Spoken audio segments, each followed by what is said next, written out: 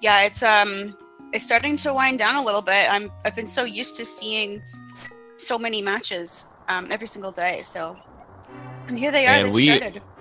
are off and running. Shortcut to Gannon is this way. I wouldn't trust the uncle with that shortcut. No, I would not either. 50 rupees in their house. We ended up taking his retirement fund. So standard here, we go get a map check, and ew, that looks like a couple of pendants out here in this light world. And pretty much vanilla pendants to boot. All right, let's go inside. Let's see what this uncle has. And Yes. inside, it is the cane of Samaria. You are correct. Yes, I am so happy that I was right with that one. Well, in that case, I now have to ask you a question. What is that question? Is it the same question everybody always asks? Well, it's the same question I always ask of my partner as well. What do you think is going to be that one item that sends him all across Hyrule? It's going to be the item that gets him to go mode. I'm going to go with the flute. Ooh, the flute's an interesting answer, and we do already know that cane of Samaria that they picked up from the uncle was going to be required this seed because of the pendant layouts. We only know that one of the pendants is going to be in the Dark World. Therefore, the cane of Samaria definitely going to be required. Very likely we're going to need to see some medallions be required too. Could very well need to have a trip on over to Misery Mire. That's exactly it. All right, let's see how both of these runners run with the cane of Samaria. Nice strats there for saltyphry, and the bombs in the chest there. You don't have to worry about bombs remainder this escape. Oh man, I'm sure that they are absolutely loving that one. Oh, both of those would really get ecstatic about seeing that, because now you just have to use the cane of Samaria in the 4 required spots at this point. Against the green guard to let yourself into the room with the blue guard. That gets you the key. The ball and chain, if you decide to use it against him, you probably will see them use at least to get some hits on the big key on the ball and chain guard. Both pretty decent strategies so far. I did see someone earlier this tournament try to use the keen on the ball and chain guard, and it ended up using all of their magic. They didn't realize how many hits it would take. Well, what you probably will end up seeing if they do decide to use the ball and chain or use the cane of Samaria against the ball and chain guard is to soften him up so that one pot will end up killing him. Now, you see saltyphry going to use it against the green guard. Good decision to do so for more than one reason with that bomb drop. But they're going to hit him with a pot, and then the remainder is going to be on this cane of Samaria. That's perfect execution right there. And Ninban is in a lot of trouble. It's already used up all the pots. And still has a dispatch of the green guard here who's giving all he can to cause some trouble. Yeah. Get out of the way! Yeah, that green guard was really just trying to body him. So the end result, saltyphry ends up having a couple of room lead already here in this section of Escape.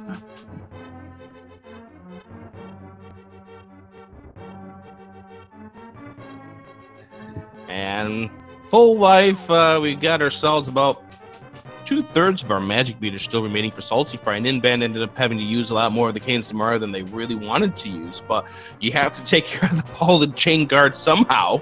Yeah. And all they need is just one shot to hit this rat coming up. They don't have to worry about any more farming at this point. The 50 rupees was great to see in Link's house because that means you're likely going to have the 100 you need for the bottle merchant coming up in town, Ninban picking up that extra bomb, so that's going to help for Kakariko Village as well.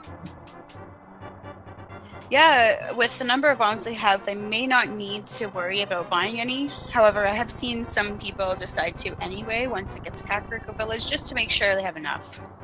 I think it really depends at this point on what we see inside Kakariko Village. If we really don't get any more weapons, you may see them end up buying some bombs because that cane of Samaria is not infinite, just like the bombs aren't infinite as well. And unfortunately, bad rope pattern there for saltyphry. We'll see what the rope pattern looks like for Ninban. a little bit easier. Oh, yeah. Okay, so they found the map. Which means the last 4 items are going to be actual items, not dungeon items. Yep, indeed. And you can see that saltyphry is using his classic invisible link, or negative link, I guess. Meanwhile, Ninban is using the guard. All right, back 3 of escape time. Gotta guess as what might be back here. Oh, we find ourselves some arrow up capacity upgrade. Oh, the hook shot's gonna help against the mini mold dorms and more bombs. Excellent. Hookshot is great. It helps with movement when you don't have the boots. Oh, absolutely. That's the other good positive about getting that hook shot right now is you can go ahead and use that to your advantage to move yourself a little bit faster. Ninban's trying to do that right now. saltyphry keeps the bombs out for now. As 6:05 on the clock for saltyphry to leave the escape portion. Decent time, all things considering. Ninban, a little bit of a deficit there because of the ball and chain guard incident, but 6:13 out of escape. And just a little piece of heart in the final chest of Sanctuary. It's only a quarter of what you normally get. True. And not even a full refund. All right, so saltyphry is not going to go ahead and check Lumberjack. We are going to see Ninban do it. So saltyphry will not get this information for now. Ninban seems to be banking on the idea, hey, I might want to get myself some information, find out how the seed is going to treat me. Get a nice tree pull there, 80 rupees for both runners. Excellent. And we get a heart container right there, and with only 3 hearts, that's definitely something that saltyphry wants to grab at this point. All right, is Aghanim going to be required? And, well, I didn't really see that. That looked like a red rupee, though.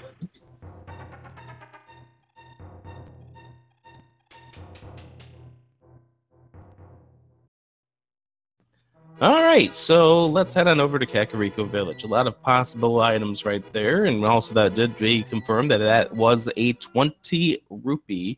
So, Elinks, what do you think? Would you go to Aghanim for those 20 rupees? Only if there was no other way to farm rupees for Zora. These runners would houlihan well before they end up doing anything else at this point. That would be their last resort, killing Aghanim for 20 rupees. That would be wild. Never mind. Never and mind. There's the 300 rupees. They tree pull all they want for those 80 rupees before doing that Aghanim play for 20. All right, let's go ahead and see. Oh, we get ourselves a good router right there with a bottle with a fairy in it. Very good safety item.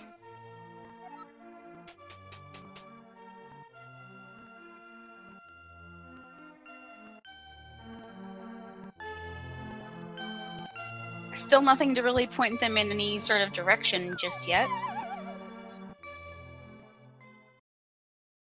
With Desert Palace being a crystal, they'll either need a flute or a book.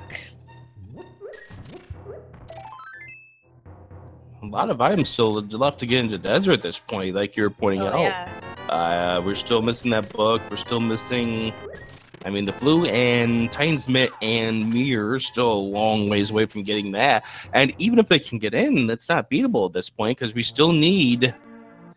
Well, I'd love to see something a little more stable than Kane and Samaria against those Lammolas. I mean, I realized that we had one race, which was between Cruel and Vitasia during the Swiss portion of this tournament. That was absolute Lammos to get progression. That's not a common occurrence. No. What was it? Did they have to use the Can of Burna? It was Can of Burna and bombs. Yeah, that's not nice at all. That is one of the rudest ways to get yourself, and I think it was for the Moon Pearl, too. 50 rupees from the sick kid there. There's our Zora We see the red For money. boomerang on bottle vendor.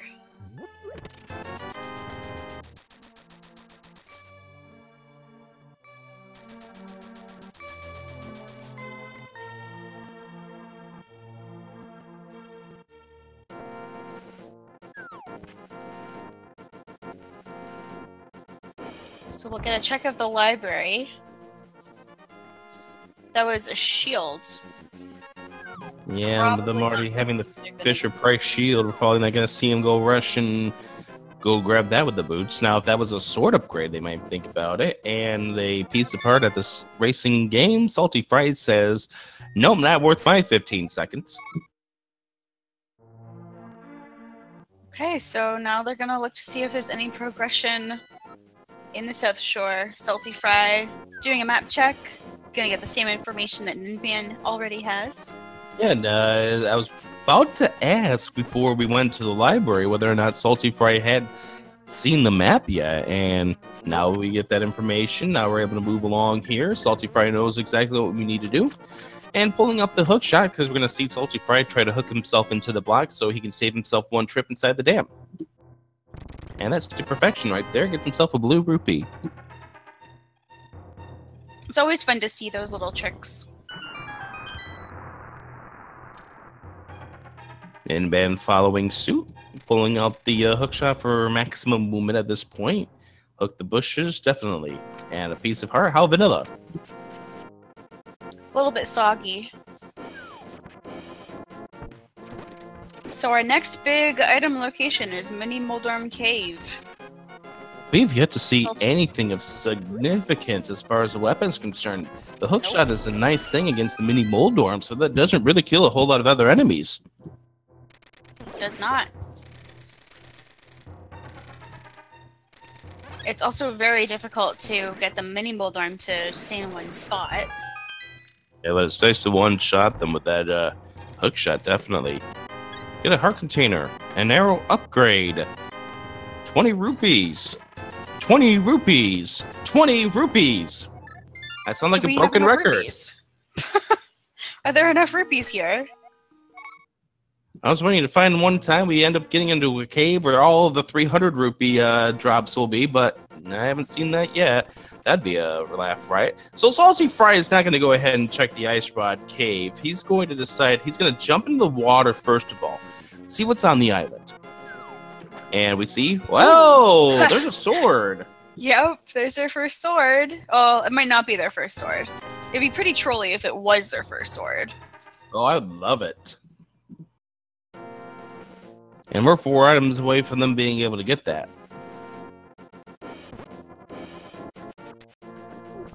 So we're going to head to the next maximum value here. This would be over to Sahasrahla. We'll find out what is inside those 3 items. And saltyphry will likely duck into Pendant Eastern at this point, as Ninban ends up trying to hookshot his way on over towards the Ice Rod Cave.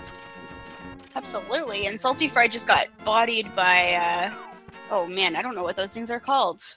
Oh, the Octoroks? Octoroks, okay. They look like little machines. So we got hey! Oh, wow. There's our flute. That's Death Mountain access. And saltyphry will go ahead and do the save and quit at this point because there's a lot of wealth and items. And hey, we find the lamp inside the Ice Rod Cave. That could be a... Well, actually, no. saltyphry just picked up the flute. So he's going to activate that flute and can then do some of the checks that are kind of all over the map, like Agnes Cave and that wonderful Ice Rod Cave. Yeah, but I think saltyphry at this point is heading up to the mountain. There's the Paradox Cave, you got the Spiral Cave that is, at this point, 8 items that are up. And the seed otherwise has not given you anything as far as a weapon is concerned, so that may be where you go. You want to go chest density at this point, that's where to go. Very true indeed. So there goes the duck right now. Say hello, say goodbye. Ninban, will he head to Eastern? He is not doing a save and quit, so it looks like the Ninban is going to give us a check of Eastern. Now, this is an interesting check if we find the mirror or the hammer in here, because that would give us access into the Tower of Hera. Now, Tower of Hera being a pendant, also not beatable at this point without a sword or the hammer. But it is definitely a check that's worth making at this point. Absolutely, especially given that they have absolutely nothing for Dark World access.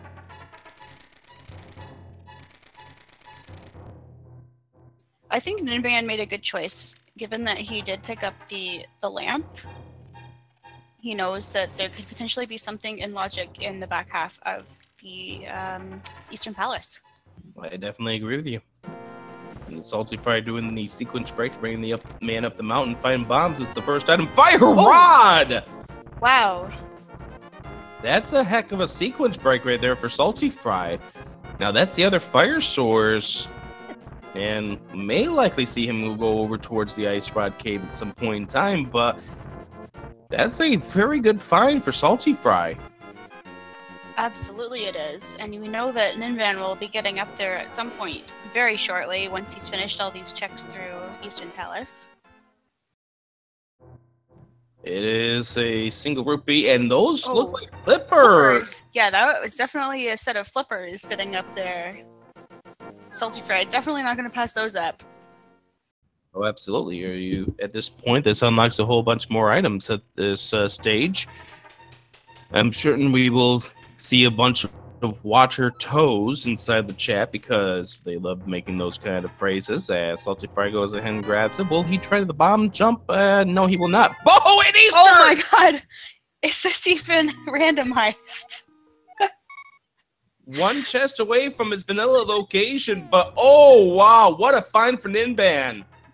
Oh my god, that makes Eastern completely completable. He can pick up or the green pendant too. Yeah, green pendant. We can see what Sahasrara has. So Ninban making the run to head on over to Eastern. This turns out to be quite the decision to make. saltyphry may not go to Eastern for quite some time here. Yeah, this was definitely the play to make.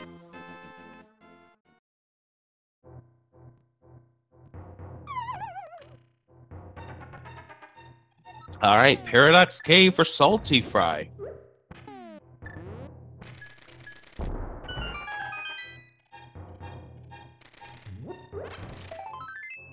He's a herd inside a bomb upgrade. Compass there, so the final item is going to be on the Armos Knights. Oh man, if only it was hammer or gloves. Everyone in chat wants, oh, there's our first sword. Hey, we get a blue mail. Our container as well. Chat wanting to see. I'll wait for, oh, Moon Pearl. There we go. Okay, so we got 1/3 of the way through to Dark World Access now. That's correct. So what I was about to say is chat's been wanting to see vanilla boots at Sahasrara. I ended up seeing a very decisive race in a game 3 yesterday that came down to those vanilla boots. Oh my goodness. So why did they need the boots? Key on the torch in desert. Oh no. Yep. And it was the big key too, so they couldn't even sequence break it. Oh man, yeah, you definitely need that. I've made that mistake where I've been like, oh, I don't need the big key for desert. And then I light all the torches and realize, yes, actually I do. So Ninban manages to pull off the quick kill for Armos Knights. And what is he rewarded with? Oh my god, we called it! Yes! You did call it indeed! That is huge for Ninban Pendant Easter with 2 required items. And maybe a 3rd at Sahasrara. Oh my god. I swear, I'm not a witch. Burn the witch. And saltyphry, I thought he was going to go to Ice Ride Cave, but no, we're going to go and see what those flippers yield. Ninban going to see what this green pendant is. Is this something required? No, it's a piece of heart. Well, the hammer is definitely required. It definitely is. So now we have to figure out where is this Power Glove, because that's the Dark World access. That's the only item that we haven't seen so far.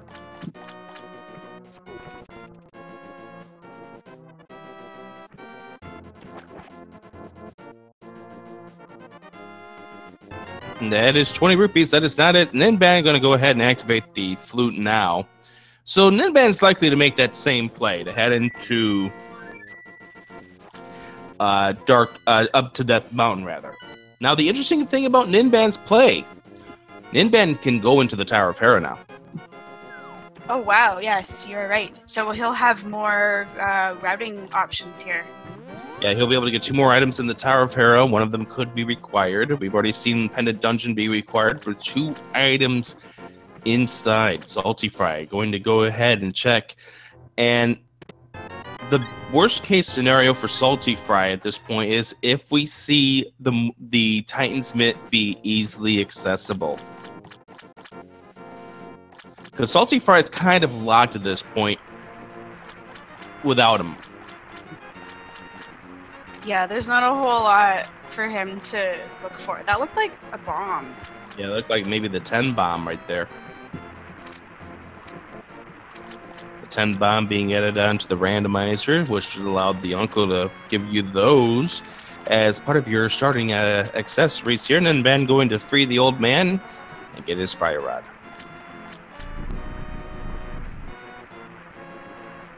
All right, Zora. Just 10 arrows. That is not what we need to see at this point. There's the fire rod for Ninban. So Saltyphry is going to start here at the Mountain Cave. This is just to give himself a health refill as he goes and pulls out the flute. And at this stage, we're starting to run out of options. And I'm kind of worried at this point. Oh, no, he is going to Eastern. I was going to say, I'm worried at this point that if he goes to Agina, and Agina has either the second sword upgrade or the cape, that might make Saltyphry start thinking Aghanim is going to be required for Dark World access. That's a possibility. However, I feel like he would still realize there were potentially 4 items for him here at Eastern, so he would definitely come here before Aghanim. Oh, absolutely. And that's exactly what he's doing, which is definitely good. He's going to get his bow. He's going to get his hammer. And the only bad aspect of what Saltyphry ended up doing is if there's something in the Tower of Hera and amongst those 2 items, then that gives Ninban a little bit of a routing advantage, considering the fact that Ninban would only have to go up the mountain once. Ninban ending up not getting the bomb jump, which was unfortunate, but that's a tight window to make. I've only made it once. That was a really, really hard bomb jump. Pretty frame perfect.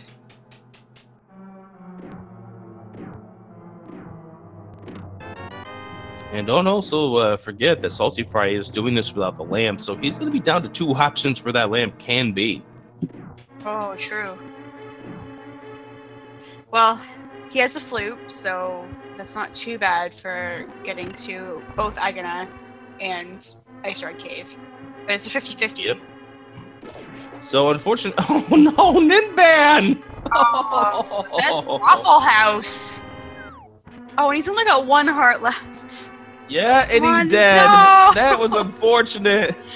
Oh, that was not a Waffle House, but don't forget, we got the bottle with the fairy in it back at Kakariko Village. Ninban's okay, but he's going to be hating Dead Rocks. Oh, man.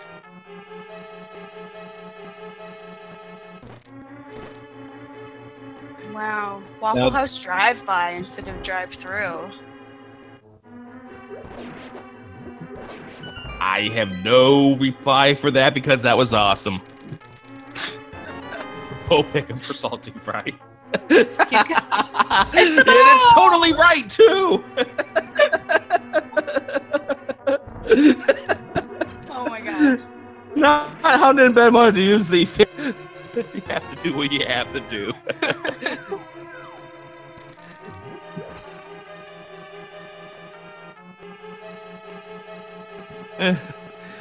Oh goodness. So no, I'm gonna leave it alone. I'm not gonna make any jokes about it because if I say anything it would be bad, and I really don't want to say anything bad at this point. I've been infamous for saying other various things before.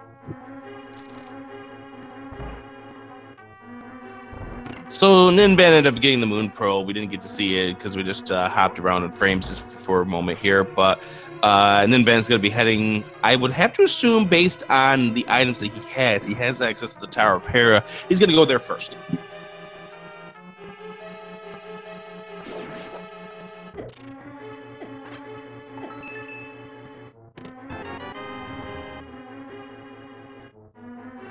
All right, there we go. So Ninban, we got to get the hammer, not the bow. Yep, we're going to head on over here to the Tower of Hera. This makes a lot of sense. And again, if there's a power glove up here, this is an advantage for Ninban based on routing.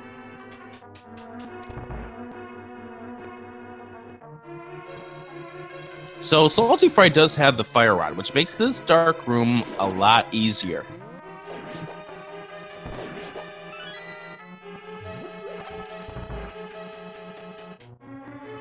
But once he sees the hammer, he knows that there's going to be just a very few locations where the lamp can be. There's our glove upgrade. Yeah, that was pretty much expected at this point. Yeah, the only other place where that glove could have been is at Again at this point. So Awesome. There's the glove upgrade for Ninban. There's our Dark World access. You're already here. You might as well finish this dungeon out. Oh man, you know what would be amazing is if Ninban finds the second glove upgrade so that he can just clear through Dark Death Mountain as well. Oh, I like the way you're thinking at this point. Yep, that would be totally awesome. Would be able to full clear. We see your compass there, so either map, small key, or the second item, and that bomb jump does not work. There's the hammer for saltyphry and Ninban going down 2 floors. Sorry. Oh, that sucks. And it looks like Ninban was... Oh, no. We're going to save and quit, so we're going to leave the second item behind. So if there's something essential inside that second in the Tower of Hera, that could weigh things back to the saltyphry's favor. But we've got ourselves Dark World access. It's time to see what's inside everybody's favorite cave. Can we get some hype? I've been calling it Hype Not Hype Cave. With the lack of weapons that we've had so far, there's got to be some sort of hype. And we do have our map check. 5-6, Pod Mire. Other pendant, Skull Woods. Ew, this seed's going to be horrible. We need to tell our second crew of commentators who are doing the second match they may have to wait until about 11 o'clock to do their match. That's the potential. The seed's definitely shaping up to be. In fact, we have everything we need to beat Skull Woods and lift that pedestal. There's the Titan's Mitt. And there's another sword upgrade. Oh my goodness. They're going to have at least 3 swords at this point.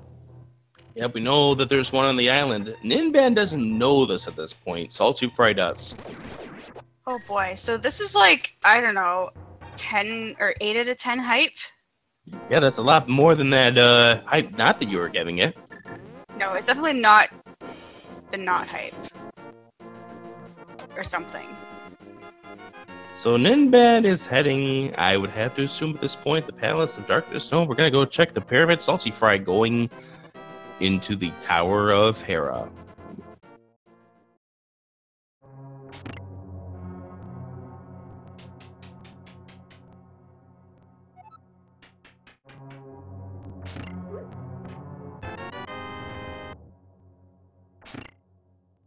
All right, let's see what we have in the pyramid. Pyramid ends up being, looks like just arrows. Yep. That's not something we need to see at this point. saltyphry going upstairs, not going to get that glove upgrade, because what saltyphry appears to be doing is the way that you're going to go upstairs, go visit our friend, and then come back here to this chest after you're done. Did you say our friend or our farm? I said our friend, but...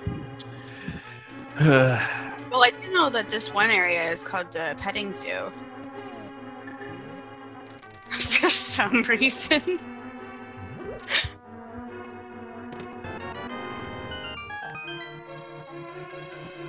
Well, there's the piece of heart. That's the second item. Yep, that's it. So, will Saltyphry continue on and beat Moldorm? He will. Now, we'll just go ahead and see what happens here, because that pedestal index here is kind of high at this point because of the fact that we can get everything we need to pull that pedestal. Oh my god, the dream. I've been dreaming of things like this. Some people dream of a white Christmas. You dream of a pedestal required seed. That I commentate. Big key here, so therefore the bow was going to be required in order to go any further here in the Palace of Darkness, but you needed pretty much the bow to get to this point anyway, and Saltyphry dealing with Moldorm. That's 2 hits. Can we get 3? Oh, just a swing and a miss right there. That's a foul. That's a strikeout. Yep.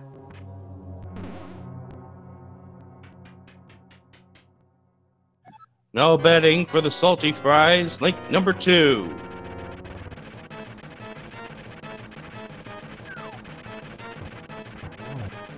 There's a swing and a miss right there, but we ended up getting a hit. Can we go for 2? That's 2. Can we go for 3 and finish this fight off?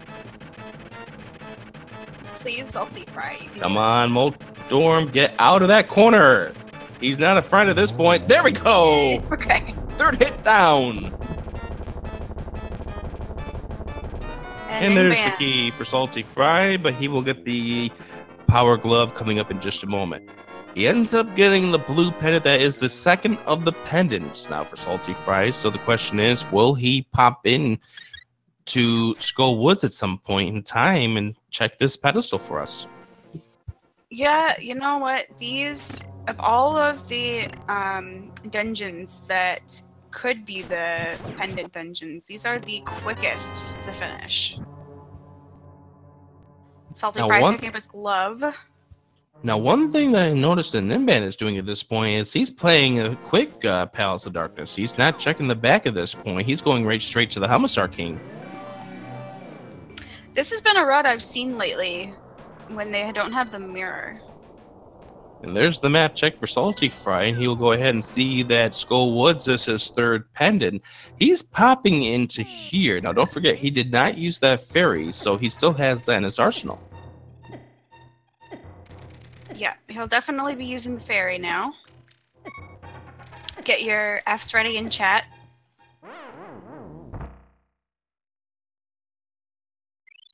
But this could be worth something pretty big here, and Saltyphry wanted to full clear this mountain, maybe hope that the Titan Spin is up here. We know it's not.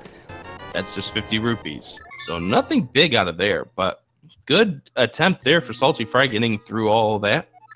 And it's time for Saltyphry. Where are we going? Are we going to go to Flute to 3, or are we going to Flute to 4? As Ninban gets ready to face off against the Helmisar King, and we are fluting to 4. It's time for the Saltyphry to claim his hype cave. He will definitely be hyped. Wow, those are some really good hammer hits. Yeah, doing a real solid job against the case there. Ends up, well, unfortunately, it looks like now he's getting wrecked around just a little bit. Poking him just a few times. Tried to do a swing, ended up missing on that point. 3 hits, 4 hits. There we go. Helmisar King is down. Item to be grabbed is a heart container. How vanilla. Both of them got their heart containers at the same time. And Saltyphry picking up the Titan's Mitt as well as the Master Sword. Now, will Saltyphry mirror this route and head into the Palace of Darkness? Now, don't forget, Ninban is not done with the Palace of Darkness. He's going to go back in because he's got everything that's still to check in the back portion of this dungeon. Ooh. Is Saltyphry going to Palace of Darkness now, too? Yeah. You know, the game gives you the bow. Well, this is going to be a little harder for Saltyphry because of the fact that he does not have the lamp. He has not yet pulled the lamp out of the Ice Rod Cave. chances are he might not even check it at this point. There's so many other areas that have way more value. Yeah, it'll be interesting to see what he ends up doing in regards to that, because, you know, it's not every day you end up seeing a run that sends somebody in the direction that this run has sent these runners. We've had 2 required Panda Dungeons at this point, and we're still waiting to see what Skull Woods has.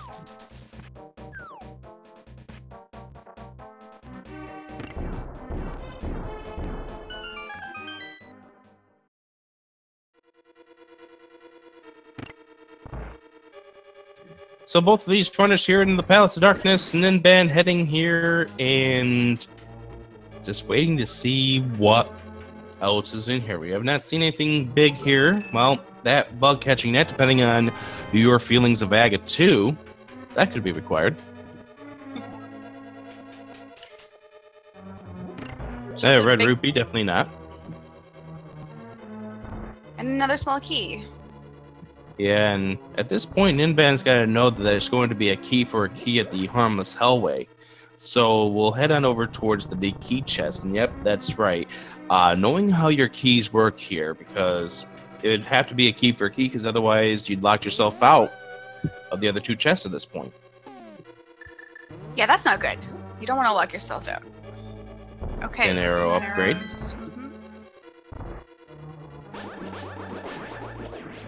He's setting up for a death ward.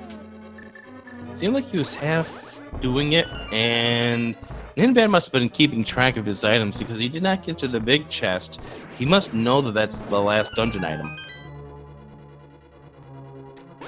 Alright, so Ninban, where are we going to go to next at this point? Okay, we're going to go ahead and check the Dark World Death Mountain stuff, because we do have the hookshot. We do have access to the 4 items there.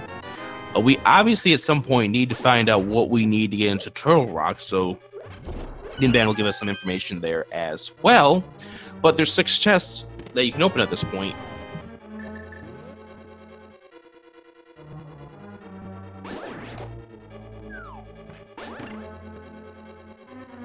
Okay, we see Salty is also going to do the strat that we saw Ninban do earlier, with finishing Helmsar King first and then going through the rest of Palace of Darkness. That's an extremely interesting strat, and more so because both runners doing the same strategy. It's just, you don't usually see this. You usually see somebody will maybe do it one way and the other one will do it this other way.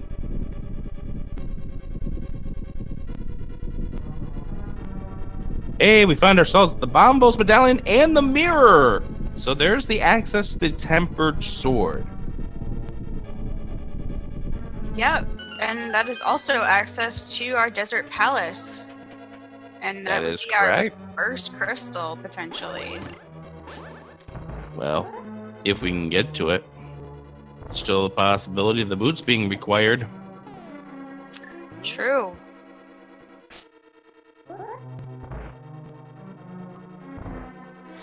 So this is going to help Ninban with routing. And also that mirror makes it so if Ninban decides that he wants to go back to the Tower of Hera, that he can go ahead and do so. Yeah, because he left that one item. We know it's only Quarter of a Heart, but he doesn't know that. Hey, Bombos to get into Turtle Rock. Ninban is thinking about it. Ninban is going to do it. First Crystal Turtle Rock? I don't know if he's going to do it or if he's just going to open it. I love the play if he ends up trying to do it, because you never know. There could be something up here. I mean, the seed is pretty much giving you the key to the dungeon right underneath his doorstep for a reason.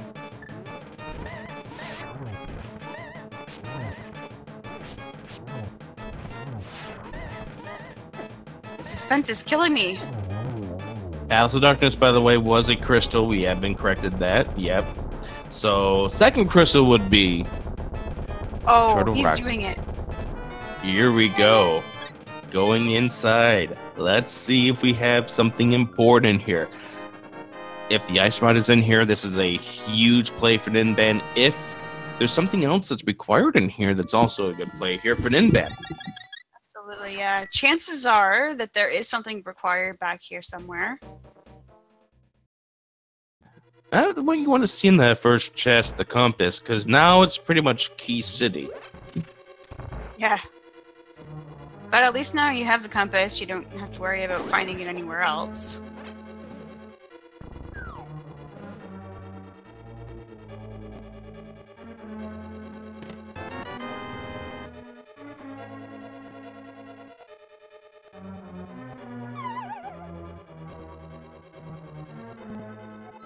So Ninban here going through the door after hookshotting himself. Let's go ahead and see what we have. Unfortunately, didn't get the right setup here, so he's going to just go to the right-hand side, elude the roller. Save himself a little bit of life. There's the key. There's the big key.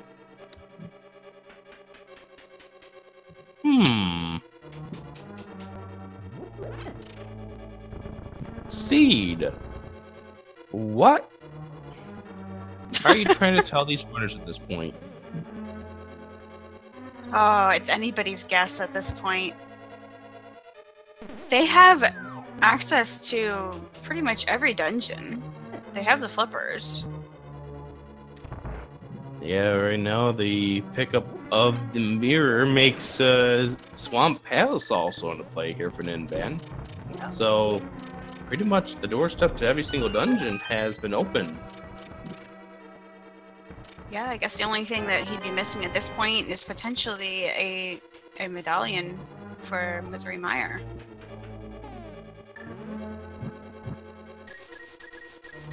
So saltyphry, don't forget saltyphry did not pull out the lamp, as he ends up using the fire rod to illuminate his way through this dark room, but he's going to have one more dark room really to put up.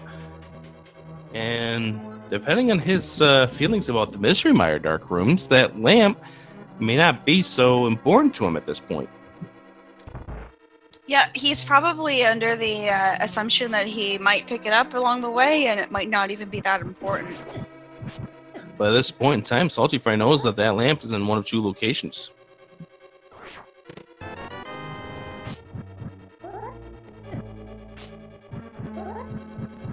So that's 300 rupees. That is the first item we've seen here in Turtle Rock. There are 5 items in all in Turtle Rock. Plus, of course, access to a 6th item by way of Mimic Cave, which they are able to access.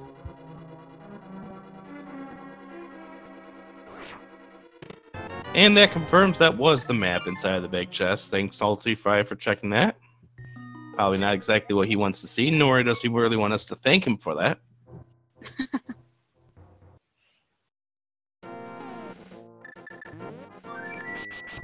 Alright, so saltyphry is not going to make the same move. Saltyphry instead is going to check the other direction here. See a piece of heart. That's more vanilla at this point. Let's go ahead and see what Agina is, because once again, saltyphry knows that the lamp has to be in one of 2 spots. This could be one of them here with Agina. We know it's not, but we've not seen what's here yet. Yeah, it could be something important. You never know. 50 rupees inside the Mimic Cave chest.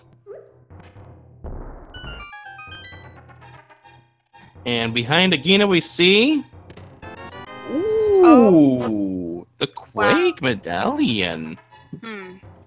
So now saltyphry knows that the lamp is inside the Ice Rod Cave.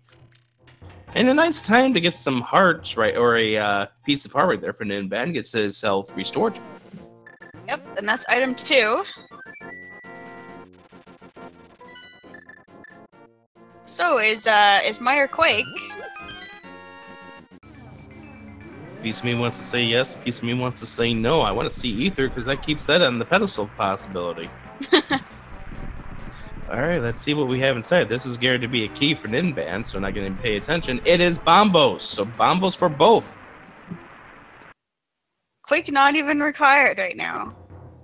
So Agina has a medallion. That medallion will stay in their pocket.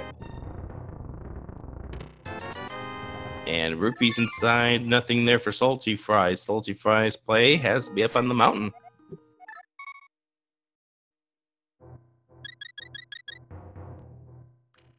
All right, so we have Laser Bridge coming up here for Ninban. And we know that one of these chests has to be a key. The map could be in one of them, or it could be at Trinex. Best case scenario for Ninban at this point is that we get 3 items, and the key is the 4 chests.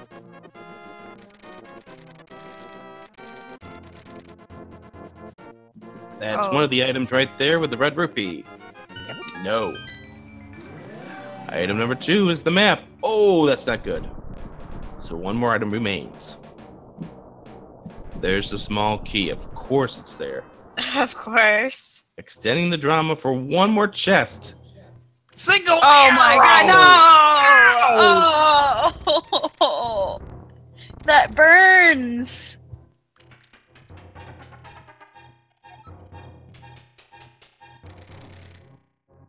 Oh my god. Now, don't forget Ninban never checked this because he ended up dying up in the Tower of Hera and... Oh no, he ended up falling down and having to go down 2 floors, and he ended up doing a save and quit, so he never made it into Spiral Cave. So, good remembering for Ninban not to get in here now. We know this is just a piece of heart, but always good to make sure that you're covering up your loose holes.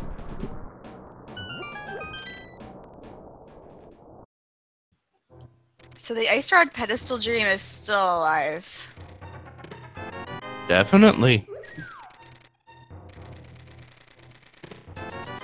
Now, Ninban's going to head on over towards, I believe, Misery Mire at this point.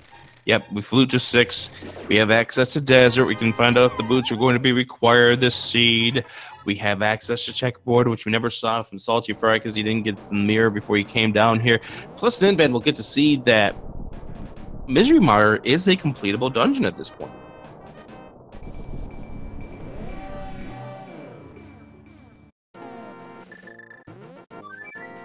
So saltyphry ends up seeing that it is the Bombos. Now, he just grabbed the Bombos, but he has no interest whatsoever getting in there.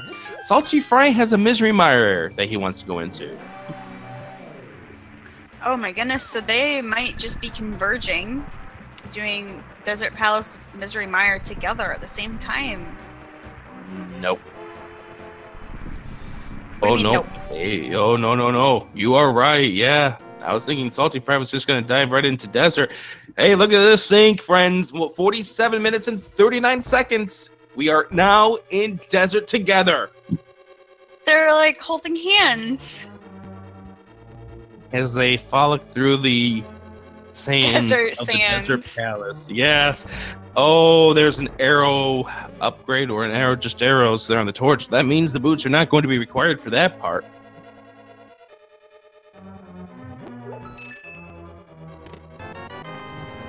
Alright, so there's the key. So these two now holding their hands as they make their way over towards the right-hand side of the Desert Palace. About ready to go in through the door and head to the next chest. One of these two is going to be the big key. The other one, could it be an item? No, it's the compass. Oh, it's a dungeon item. Mm-hmm. Maybe they'll share their bombs. One has 21, the other one has 19. Ninban misses the hookshot chest. saltyphry takes that key and ends up leaving. Ninban decides he doesn't want to hold hands anymore, and he's going to go check the big chest. Oh my gosh. Maybe saltyphry will get lucky. We'll find the second item on the Lamos. Maybe Ninban will get lucky. We'll find the second item here in the big chest. It's a piece of heart, so yeah, there we go. Okay. So Lameless is holding on to their desert burrito. Yes, indeed. Their meal.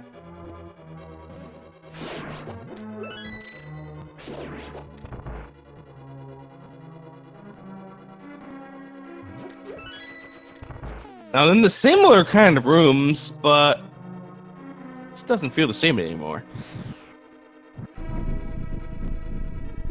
I'm sure that they'll converge in Lamolus, because Lamolus can be a little bit of a troll. saltyphry's gonna have an easier time, a little bit more magic, although Ninban doesn't have to worry about using the fire rod. So, saltyphry, here we go. 1 and 2, and, well, that's the end of that. Oh man, I totally forgot that they had fire rod and other items aside from arrows. There's the burrito for salty fries. So salty fries done. We'll go ahead and check that big chest coming up.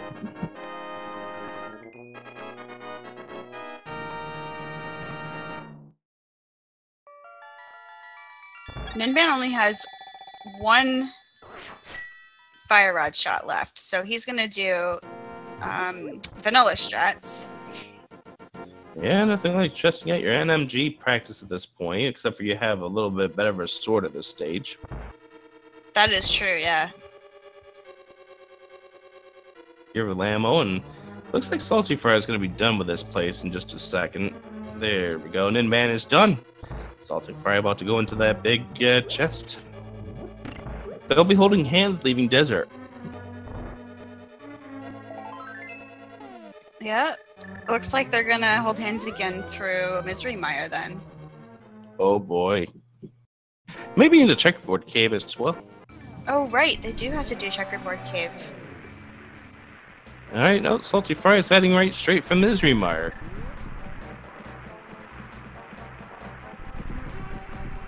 Yep, so it looks like Salty Fry broke up with Ninban because Ninban's going to check Checkerboard first.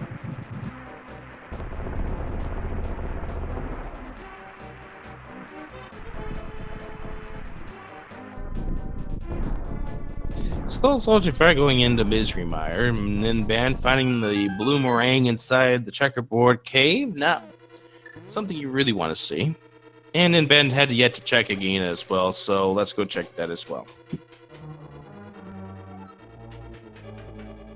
2 items inside of Misery Mire, plus as part of the 5 and 6 combo. As we wait to see where the ice rod is going to be. Boots could still be required, but if it's going to be required at this point, it would have to be required for other purposes.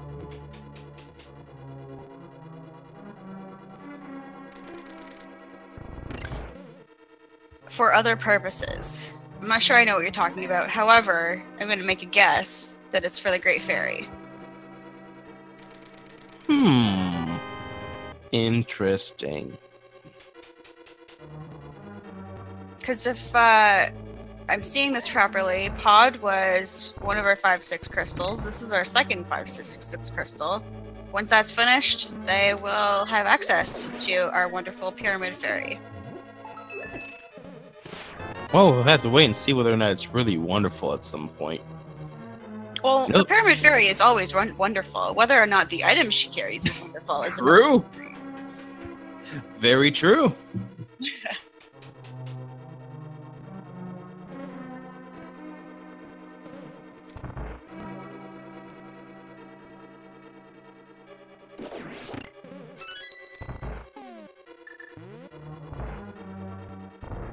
Well, Salty Fry is going to have to do this using Fire Rod. Obviously, you would normally do Fire Rod, but without the lamp, not much help there. Compass turns out to be there, so Salty Fry turns away.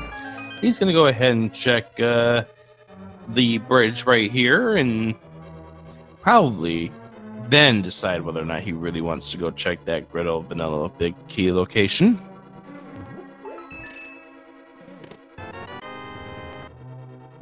Small key there. Keys, yeah.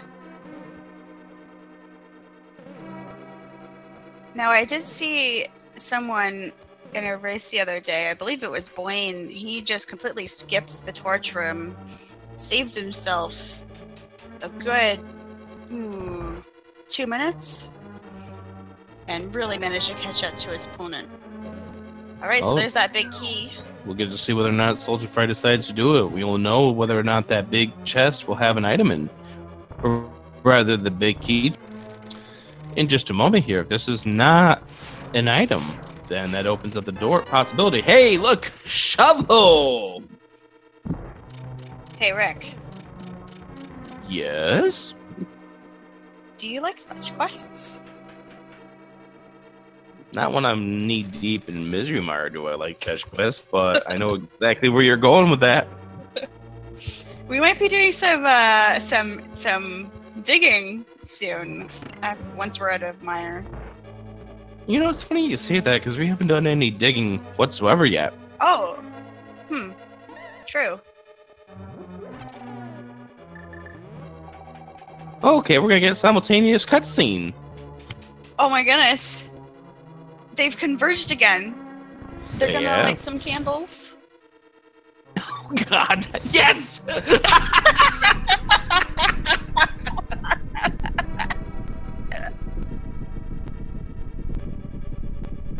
So now both of these runners sit here and they wait and wait and wait, and they're both gonna get to the big chest about the same time.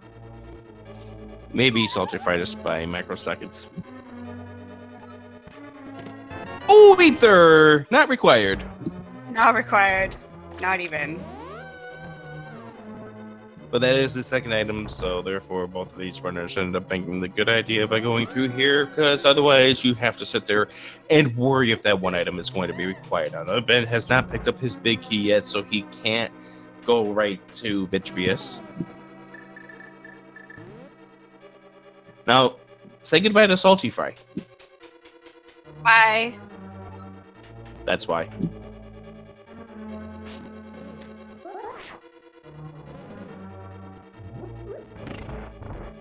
And before people even ask, that lamp that saltyphry would be able to use to see where he is going is in the Ice Rod Cave. Now, one thing I'm surprised here, B-Links, that neither of these runners have done. They know, well, at least saltyphry knows. Ninban never saw it, but saltyphry knows the Tempered Sword is on Lake Hylia Island. I'm surprised he, before going in here, hadn't gone grab that. I can see that, I don't know, being definitely something on their minds. However, for routing purposes, it's something to maybe consider when you're going to Ice Palace. I know that it's helpful to have something a little bit more than just the Master Sword for Vitreous, because we all know Vitreous is just toxic waste. Well, he's going to be a lot more than toxic waste when you only have 5 hearts at this point, and Ninban's in even worse shape right now with 2.5. Yep. They can't even do any powders.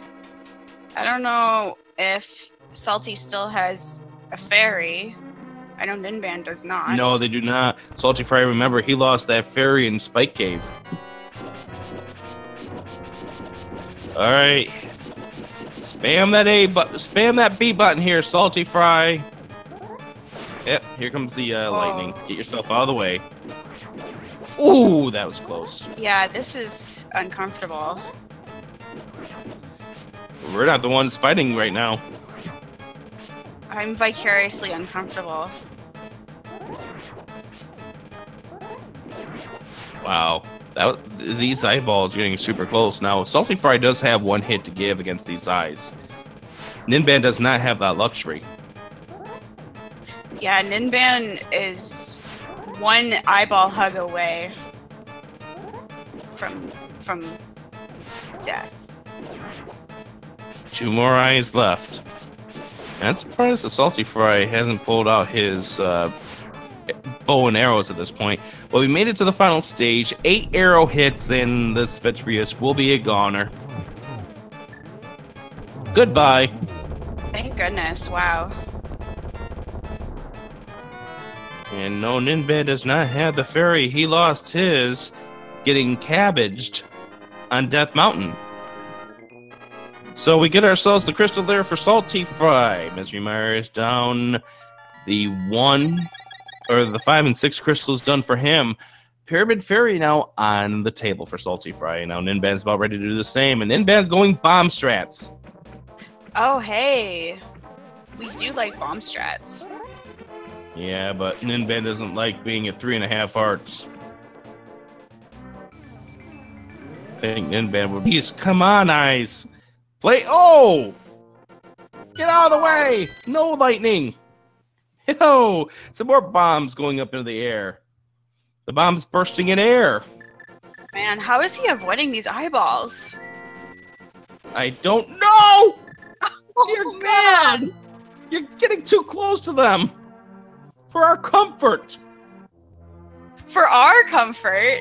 Yeah, for our comfort! Oh! Lightning Oh, is no! still alive, but barely now. Thank goodness. No safety. Wow. Oh, Oh my god! What is happening? this is now good. Oh, wow. Lightning, please. Oh, now don't get out to. No! No! No! Ninban, get lightning! Oh, no! No!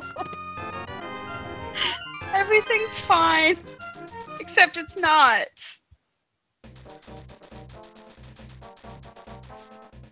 Oh, poor Ninban. Painful.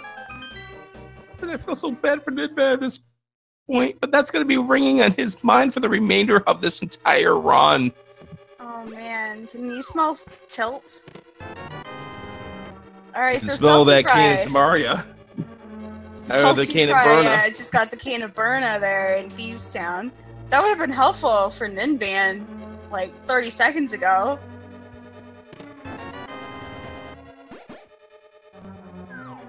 That was painful. And if Ninban was able to avoid that lightning, he would have been perfectly fine through this entire fight. Because then you just go right straight to the bow and arrows, get him with 8 arrow hits, and that's it. He's done. But wow. Oh man, that was unfortunate. But he's going again. Oh, Minster. Oh no.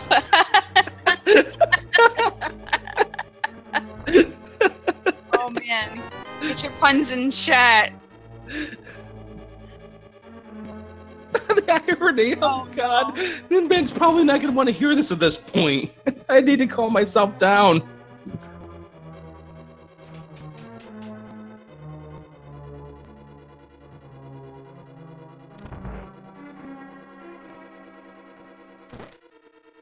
And don't forget, Ninban doesn't even know about that tempered sword up on the island.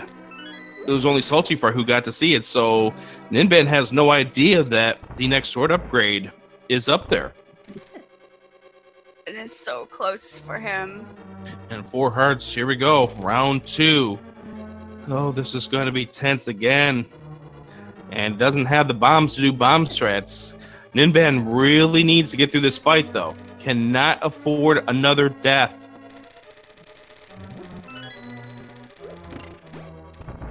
Get out of the way of that lightning. We know that lightning can hit you in the corner.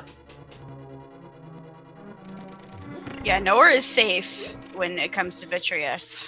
Ooh, come on. Oh, that eyeball was too close. Oh, no. down to 1 heart. So we're now back down to the no room for error strats. Oh, get away, eyes. Oh Ooh. no. You can't, when you have that many eyeballs after you, you can't even do arrow strats. Give credit to Ninban for getting away from it. Oh my goodness. Wow. Oh, wow, wow, wow. Oh, by the way, saltyphry found the ice rod. Oh, yay. So saltyphry is in go mode. Excellent. Ice Rod in the back of Thieves Town. Oh, get away from that lightning, Ninban. Get this fight over with. Oh, you don't have enough arrows. You're going to have to still battle with this eye. Oh no, don't use hammer strats. Oh my goodness. Come on. Ninban. There we go. Okay. Thank you. Oh. Thank you. Sorry, saltyphry. We were so wrapped up in that fight with Ninban. We didn't even acknowledge the fact that 1 hour, 3 minutes, and 30 seconds. saltyphry, the first of these 2 runners into Go mode! Ooh. What a run this has been. And to think these 2 have to calm themselves and do run number 2 right after this. Oh man. This has been pretty hype.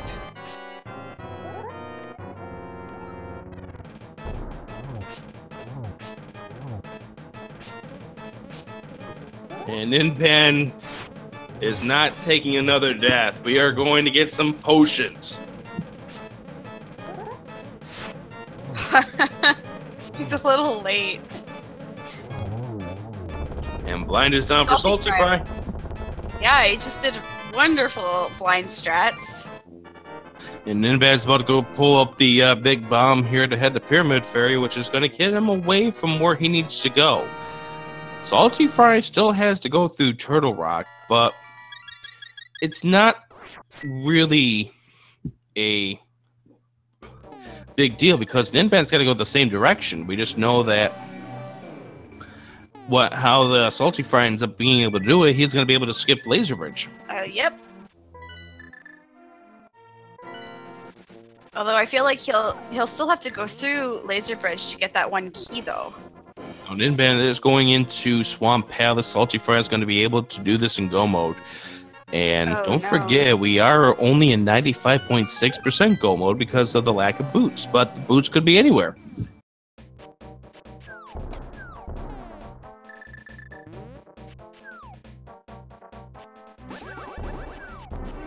Saltyphry has decided at this point that I need that tempered sword. Definitely a good option.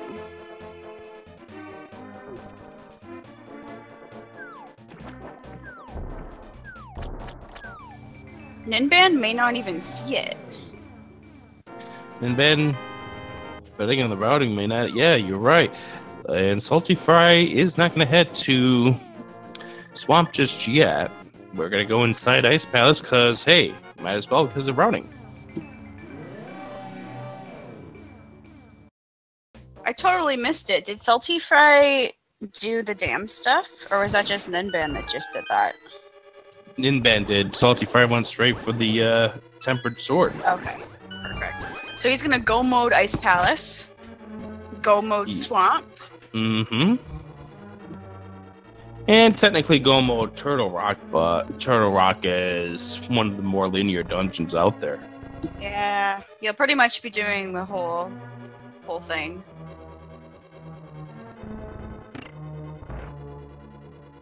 Wow, so they didn't even have to do Village of Outcasts or any of the frog tours or anything like that. Not at all. You know, this is kind of funny because the way this seed was starting out, there was a lot of possibilities for that pedestal. And like the case with most of our pedestal wishes as commentators, well, the game said, No, thank you.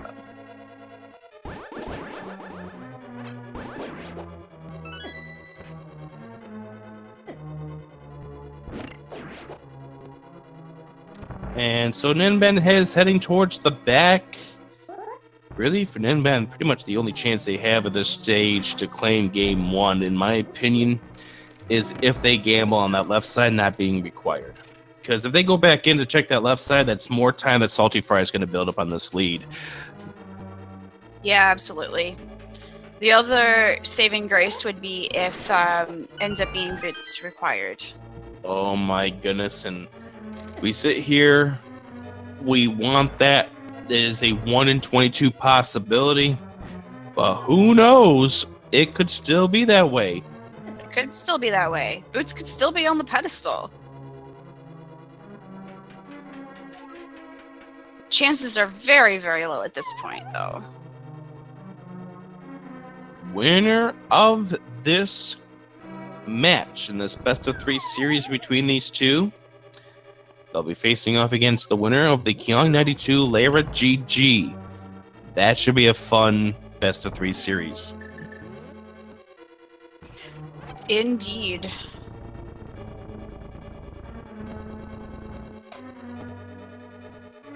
So it looks like right now Swamp coming up empty for Ninban, which we kind of figure at this point. The game-winning play for Saltyphry is going to Thieves Town right immediately after getting done with Misery Mire.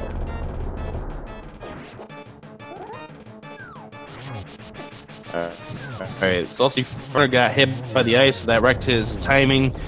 He eliminates 2 of the 3 puffs, swinging around, trying to get the 3rd puff tackled. Down to 3.5 hearts. There we go. And we get ourselves that 3rd shield is now known to us. The 2nd one being in the library. We're never going to see that again. Nope. This is actually the second match of the best of 32 round. We ended up having an earlier match.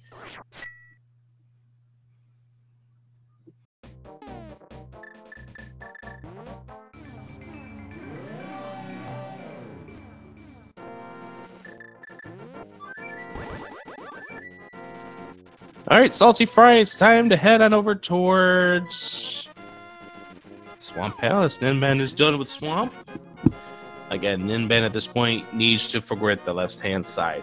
Needs to go to the Village of Outcast. More specifically, he needs to pick up that ice rod in Thieves Town. Now, thankfully, Ninban is leaving, and Ninban is going to head in that general direction. It will take him a few moments to get there. He's going to stop and do the south of Haunted Grove Cave here. He's going to do Stumpy. Also the dig, because don't forget we have found that shovel inside of Misery Mire. But skipping the left 2 there for Ninban is going to help him out a little bit. And Ninban finding a blue goo. Oh, goodness. Where was that 10 minutes ago? Yep.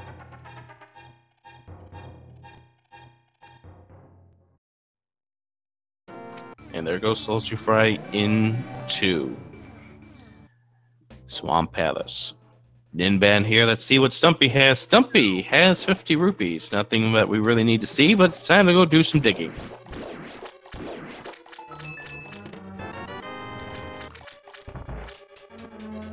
And 20 rupees on what we need to see. And I'm not certain if Ninban really wanted to go into the Dark Road at this point with that flute out, but I think the next step in this will be to head on over towards the digging game.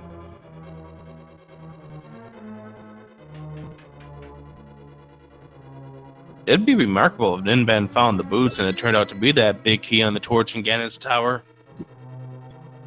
Yeah, that would definitely shift the game quite a bit. Because then it's overworld, and saltyphry may not check some of these spots. Ninban having a little bit of issues here, trying to dig that first spot, and it said no. And there's 20 rupees. That what Ninban needed to just see right there. Saltyphry goes through Swamp.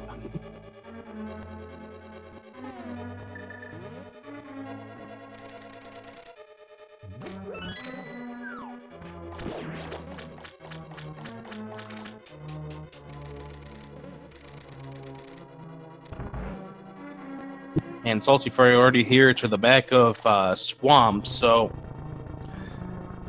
I think by the time the Ninban gets the ice rod, saltyphry will already be in Turtle Rock. Yeah, no, Ninban is doing all the overworld checks. Normally, this would be the play to do. Normally, this is where you'd end up finding something like the ice rod or the final item that they're missing. Unfortunately, we already know that this is not where he's going to find it. Red Rupee says no. What Ninban would love to see at this point is something either silver or red. The silver arrows or the boots. Or another sword upgrade. Yeah, I think that would do.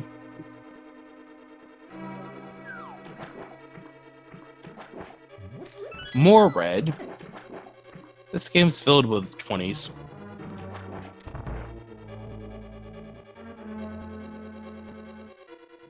And we've grabbed the purple chest, and this is going to send Ninban down the wrong bunny hole. Oh no, he's going the wrong way!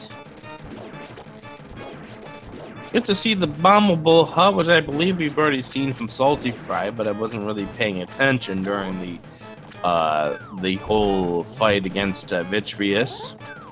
Just a piece of heart. Saltyphry done with Argus. Does look like Ninban is planning on just bringing this chest to the outside. Oh no, he's just leaving his portal there. So what he's going to do is he's going to flute to 7, drop the chest off, and then flute back, and therefore he'll have his portal right in front of Thieves Town. That's a good decision. Yeah, that's good routing for sure. All right, saltyphry up to Turtle Rock at this point. We found our 4th bottle. That's vanilla.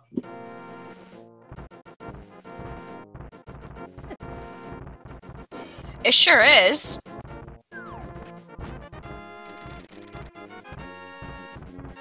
All right, Thief signed up for Ninban.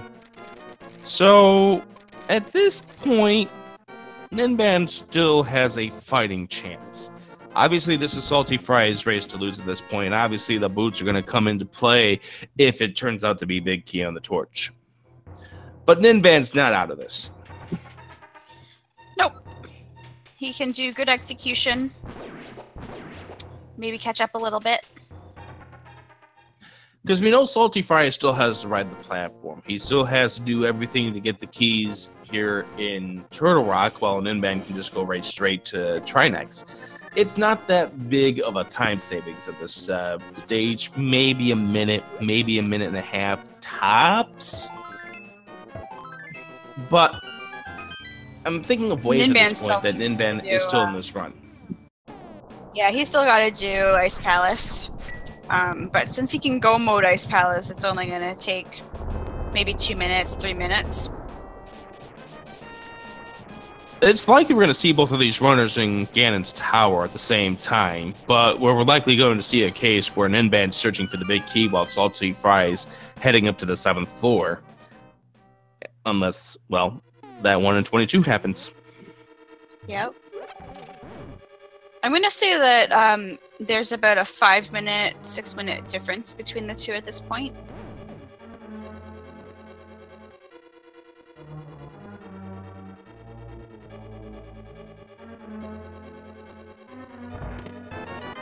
And just because the big key's on the torch in Ganon's tower doesn't mean anything at this point, because who knows, you could find the boots on your way.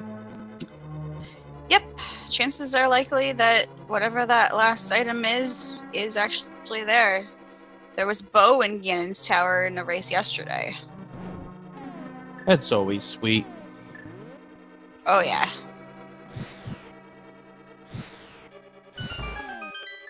I scream the names of Vitorp, Karkat, Christos, and anybody else that's on the end credits when that happens, but that's always sweet. For the watchers, yes. For the runners, not yes. And also don't forget that at this point, there is that matter of execution at this point. saltyphry has the tempered sword, Ninban right now, and unless he comes across in his travels, he's not getting tempered. Yeah, that's definitely a possibility. Likelihood of there being a sword upgrade in Ganon's tower is a thing as well. I don't know the likelihood, I don't know what the number is, but there's still a strong possibility. But there's also a lot of the overworld that's still to be explored. Yes.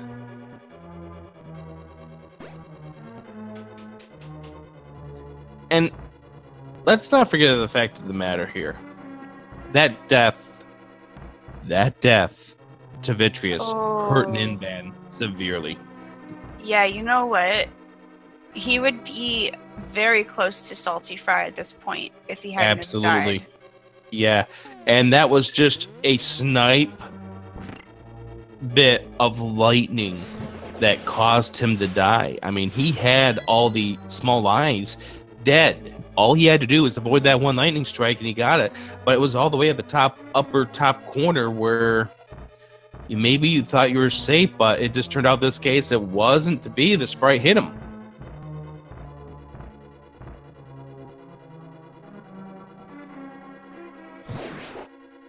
Very clean blind fight for Ninban. Absolutely. Very, very solid execution for both of these runners. These runners know how to execute. What happened to Ninban was an unfortunate incident inside of Misery Mire. It's not indicative of his skill. It's just, you know, in true honest, he ended up getting bad luck with that lightning burst. Yep, it could happen to anyone. Alright, and Ben is going to be floating off to 8 at this point. No reason to go anywhere else. He's just got to go ahead and clean up this ice palace.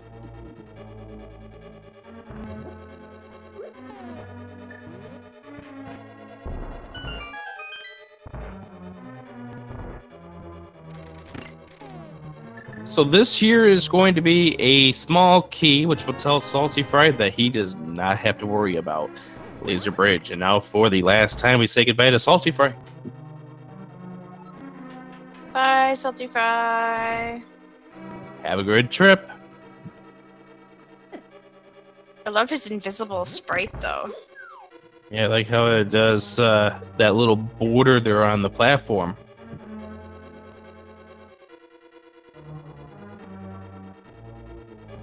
But he's got this perfectly off the platform. He doesn't have to worry about the dark rooms whatsoever. And he knows where that lamp turned out to be. The lamp was inside the Ice Rod Cave.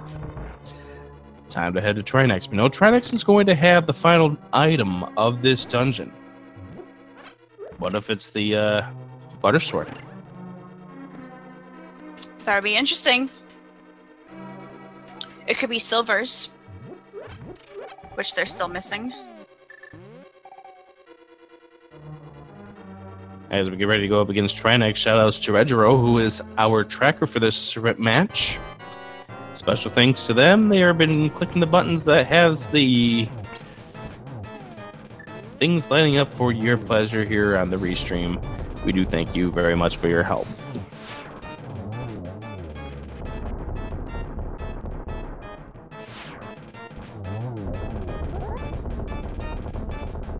Alright, time to go ahead and twirl around here. There's a couple of hits there on Trinex.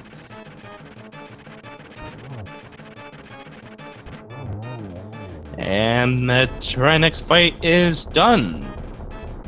What does he have in store for us? Red mail! Awesome! Gannon hugs won't be so painful. Alright, well, the people in chat have already started to do this. B-Links, why are they putting numbers in chat? I have absolutely no idea. No, so they have a guessing game going on right now. There are 22 possible locations that the big key could be. If you are a subscriber to any of the speed gaming channels 1 through 5, or you have donated 250 bits, you are able to put your guess in and potentially be on the leaderboard if your guess is correctly. And don't forget, all this is for fun, but we do thank everybody who has come along and helped support the speed gaming channels. Without you, we would not be sitting here enjoying this wonderful, breathtaking race that we are enjoying.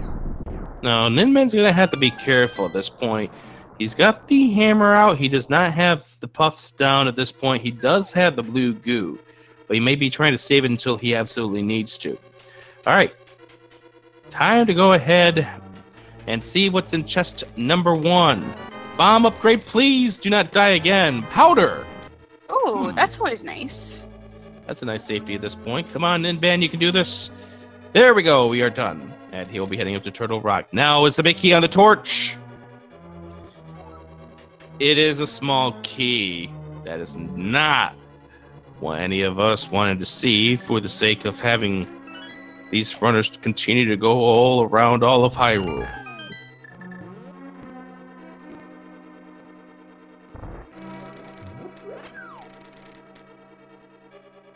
Alright, chest number 4.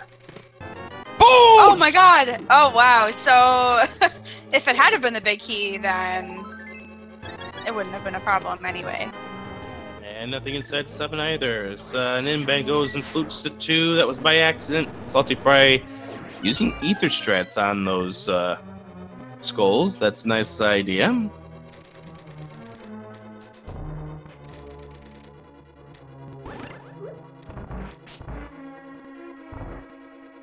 Alright, chest number 8.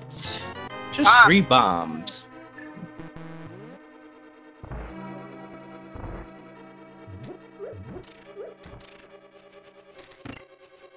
And nice boomerang strats there by saltyphry. And and saltyphry remembers or gets the rude reminder that you can't do that with the lag meringue. Oh man, I've never seen that happen. Flies off the screen. No. It's nice that it comes back, but it doesn't come back where exactly you need to at all. Chest number 9 is just a arrow upgrade at this point. Let's head on over towards the randomizer room.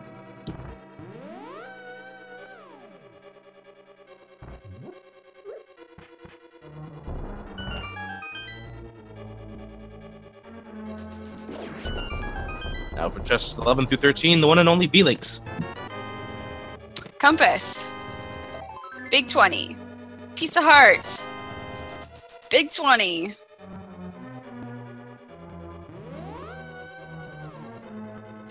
And let's teleport ourselves over and head on over towards Bob. And because we have not seen the key come off that torch, we know that Bob is going to be in his normal appearance.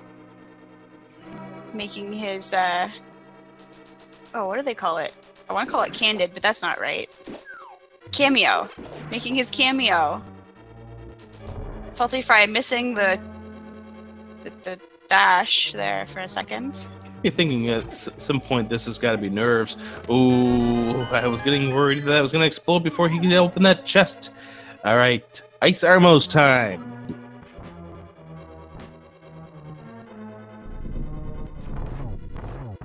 Meanwhile, as saltyphry goes through the Ice Armos, Ninban just has a few more rooms left, and then he'll be at Trinex.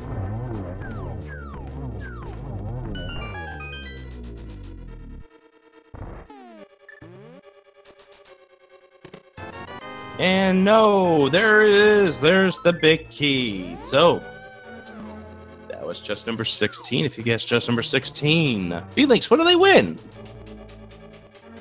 Bragging rights and a spot on the leaderboard. And saltyphry remembering that key that's on the torch will end up going ahead and grab that. Shout out to Norbus99, who was the closest of the supporters without, or the closest to the actual correct number. So congratulations from all of us here at Speed Gaming, and don't forget, if you are a subscriber or have donated 250 bits or more to any of the channels, you could be on this leaderboard. So congratulations.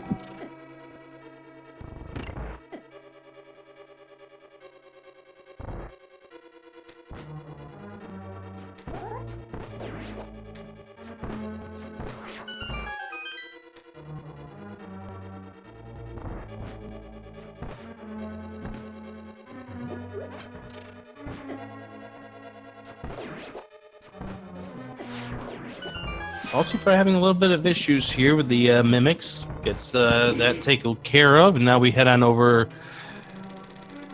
Get ready to head into the gauntlet.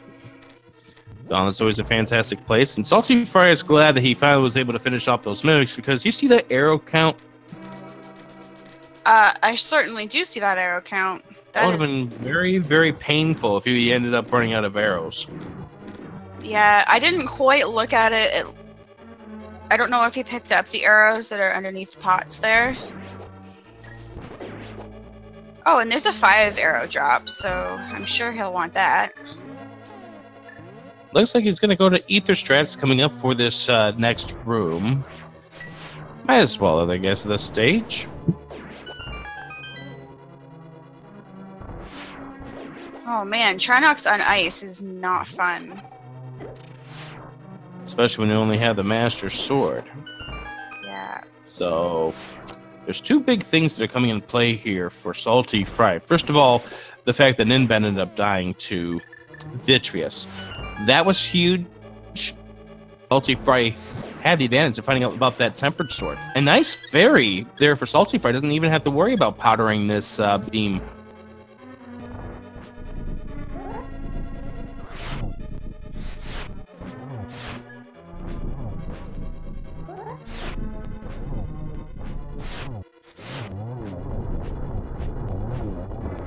And ammo 2 down, or not yet. We got 1 more. Never mind. What am I talking about? He was hiding. He was definitely hiding for quite some time.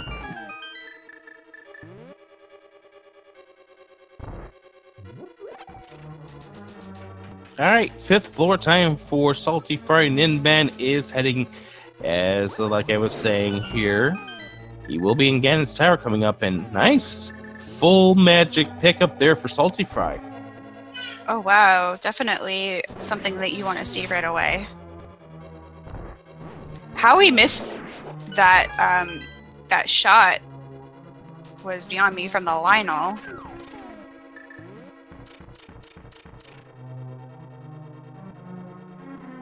Alright, so Ninban heading into Ganon's Tower, saltyphry finishing up with the 5th floor. Don't forget, coming up right after this, these runners will take a quick break, and they're going to be getting ready for game number 2 of this best of 3 series. So don't go anywhere just because this one is almost ready to wrap up.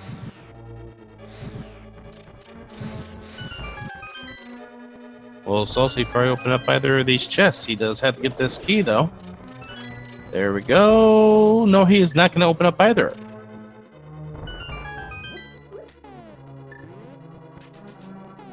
And then Ben heading over here, the left side, and we'll have the boots coming up in just a moment. There are the boots. And saltyphry says, no, I don't need what's inside that chest.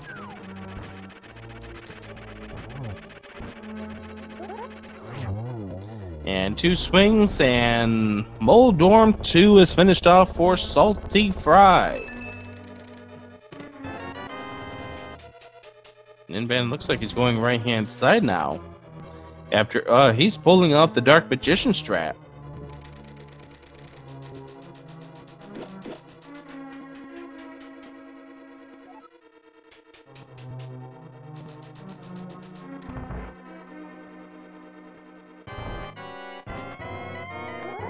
Alright, we see saltyphry entering our lovely Ganon 2 fight, playing tennis with the big man himself.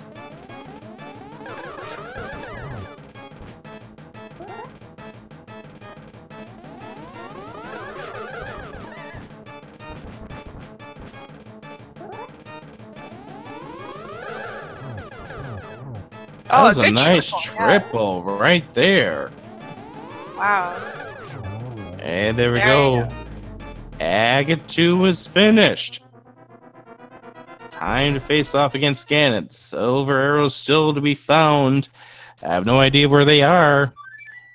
Yeah, Ganon will let us know, but we've got ourselves a tempered silverless Ganon fight coming up here for saltyphry.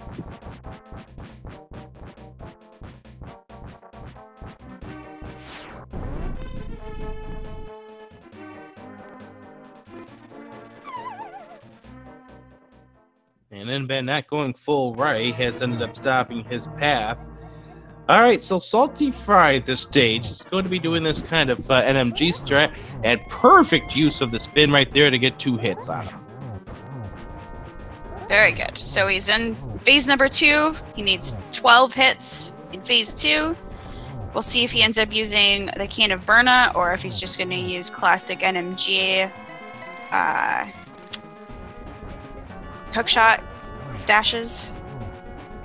Unfortunately for saltyphry, Ganon did not head over to the top right, so he couldn't get some good hits on him here, but we get ourselves to stage 3.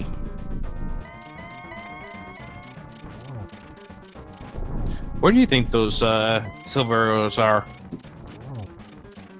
Oh, goodness knows. Vanilla. In the Pyramid Fairy? Yeah. Dark World, maybe. I'm going to say Skull Woods. My tower, so it's in Ganon's Tower. 6th floor. It has to be 6th floor chest. Or the big chest, rather. Wait, what? saltyphry did not get the big key. Or rather, saltyphry did not get the torch glitch. That could come into play, but he does have potions. He also has to watch out for those fire bats, because those fire bats, they have... Oh, man. This is getting uncomfortable again. Now, Ninban's going to check those chests on the 6th floor.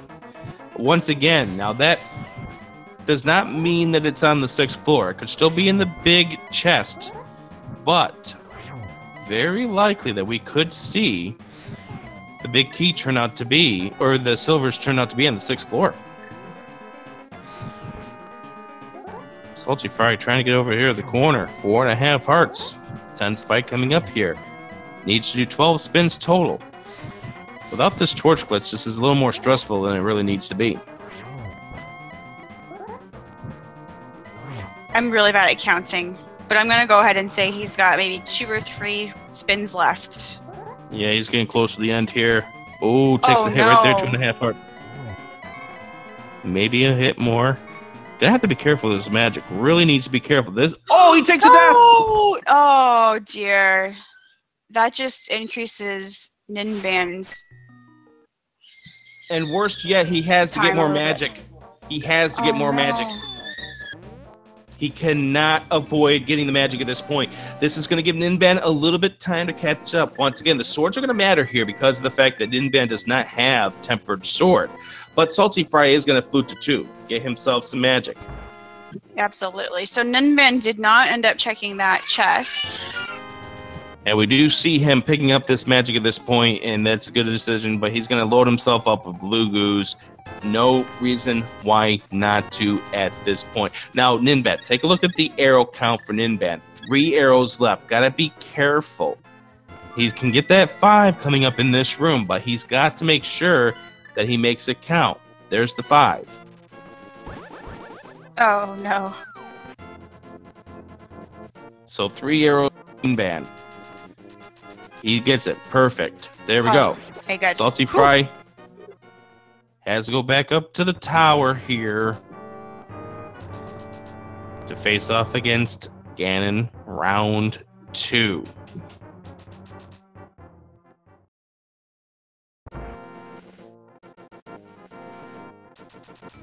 So here we go. saltyphry round 2 against Ganon.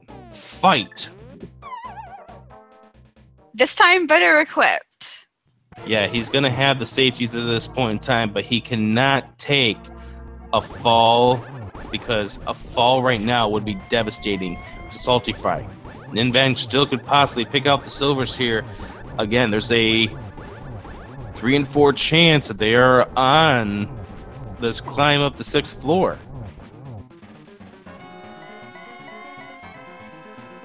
Immediately into stage 3 for saltyphry, though. Now, don't forget, Ganon's going to be off of what we're going to see from Ninban now because of the death. But so far, Ganon is behaving. Does Ganon ever actually behave, though? Well, sometimes he behaves better than other times. Like this time, he doesn't do a lot of warps. That's, in my mind, completely is definitely behaving a lot better than he could. No torch glitch again for saltyphry. Trying to make sure that he maximizes his opportunities. Gets 1 spin on him. 12 to go. 11 to go. There's 10 more to go. Getting him up to the corner. Ooh, the bat was close there. 8 more hits to go. He's already done with his first thing of magic. 7 more hits to go. Halfway home.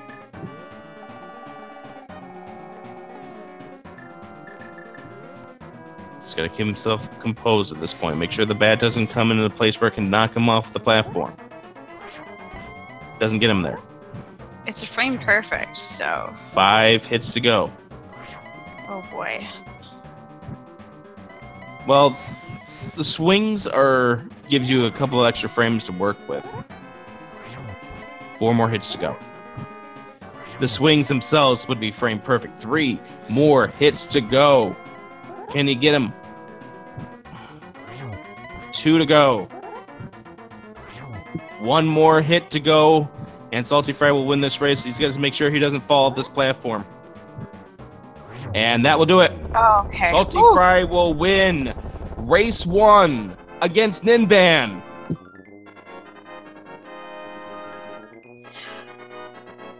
Congratulations, saltyphry. We will be seeing his time shortly. Here we go. 1 hour, 39 minutes, and There's the 54 silvers. seconds. Oh, Ninban got the Silvers were on the silvers. 6th floor. Wow, that is amazing. Okay. All right, so we see Ninban did a quick little pause to say GG real quick to his opponent, and he's going to continue on. Which is good. It's nice at this stage that he Yeah. finishes off. So even if saltyphry did not grab that key, he would have been safe by getting that key in that final chest. So the silvers were up here. And I'll tell you what, one of the biggest things in regards to this seed, the biggest difference was that Vitreous Death. That Vitreous Death cost Ninban big. Yeah, I mean, Ninban currently has about 5 minutes or so, as long as nothing happens between now and the last hit. And that is exactly how much time it takes to get all the way back to Vitreous after a death.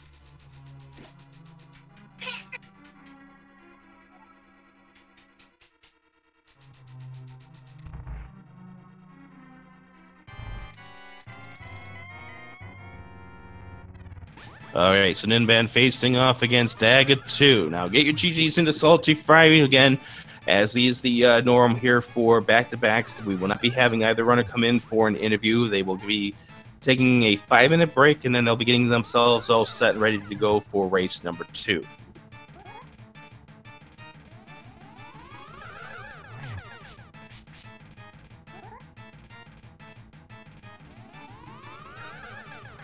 So there we go. Ninban is finished off with this this Dagger 2 fight. Getting ready to face off against Gannon. Master Sword, which will make this a little more of a tougher fight for Ninban, but he does have the silvers for phase 4. Oh, yeah. Having silvers for phase 4 definitely makes a huge difference, because that's only 4 hits as opposed to 12.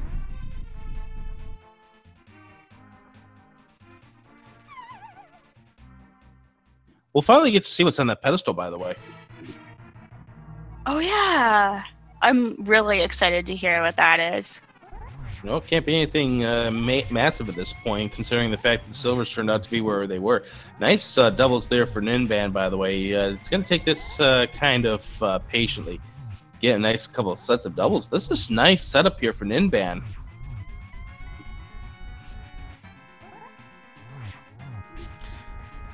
Yeah. Good fight so far for Ninban at the beginning here. Pulls up, make sure he has the hook shot, get himself the invincibility frames.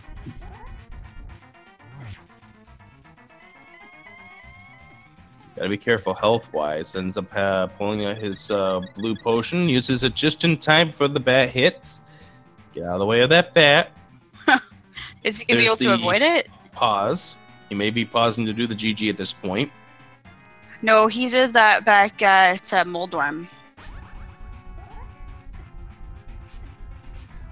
Oh, he's trying to get himself in position here for a couple of doubles. That's good positioning here. Yeah, gets 2 doubles and a single spin. Yeah, he needs to be careful.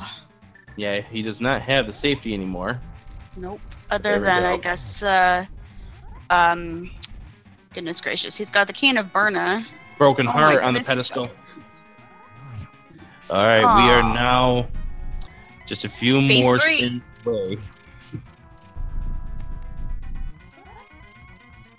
So there's 2, 3. Yep, here's 3, and once again, Ninban's final part is going to be easier because he does have the silvers. He doesn't have to worry about the 24 spins. Oh man, 24 master spins. Yeah, that's a tough fight, but there we go. We get himself into the blue state here. That's going to be a... Will it be a double? Nope, he's... Almost. Does not get it in time. Almost. Not too nervous here with the torch glitch at this point, because it would be more of a matter if he ended up timed for arrow. Oh, nice wow. Stop Ninban. Yes. Oh my goodness, don't do that, Ninban. He almost just ran right off of the ledge. Yeah, we don't want to do that. Let's go ahead and finish it off this race. Ninban 1:44.43 on his timer. So just short of a 5-minute loss there for Ninban, but saltyphry takes game 1. Game 2 coming up in just a few minutes. In fact, estimated start time for game 2 coming up in about 7 minutes. So really fast, we talked about Vitreous. Obviously, Ninban going through Turtle Rock and gambling that also added the time. Some of the overworld searching, too, before he got to Thieves Town to get the ice rod also came into play. Absolutely. That's where some of that time came into effect. And I think that it would have been a much closer race. Okay, so let's go ahead and bring in our next team for commentary, Jack's referee and Sir Linkla. Talk about this really fast, and then we'll set you up for game number 2. All right. Hello, Jack's referee, Sir Linkla. We're getting ready for race number 2 coming up. Did you guys get to see any of this game 1?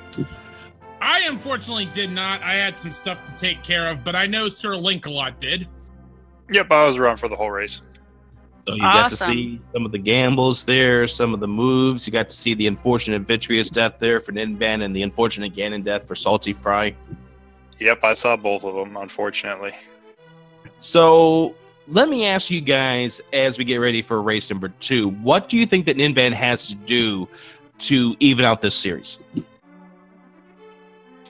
As far as me, I think Ninban ran a really clean race. It was just, the Turtle Rock gamble early. The Vitreous death definitely was a big thing, because I think that might have changed his routing later. Because you take that death, you're going to feel behind, so you're going to make different decisions.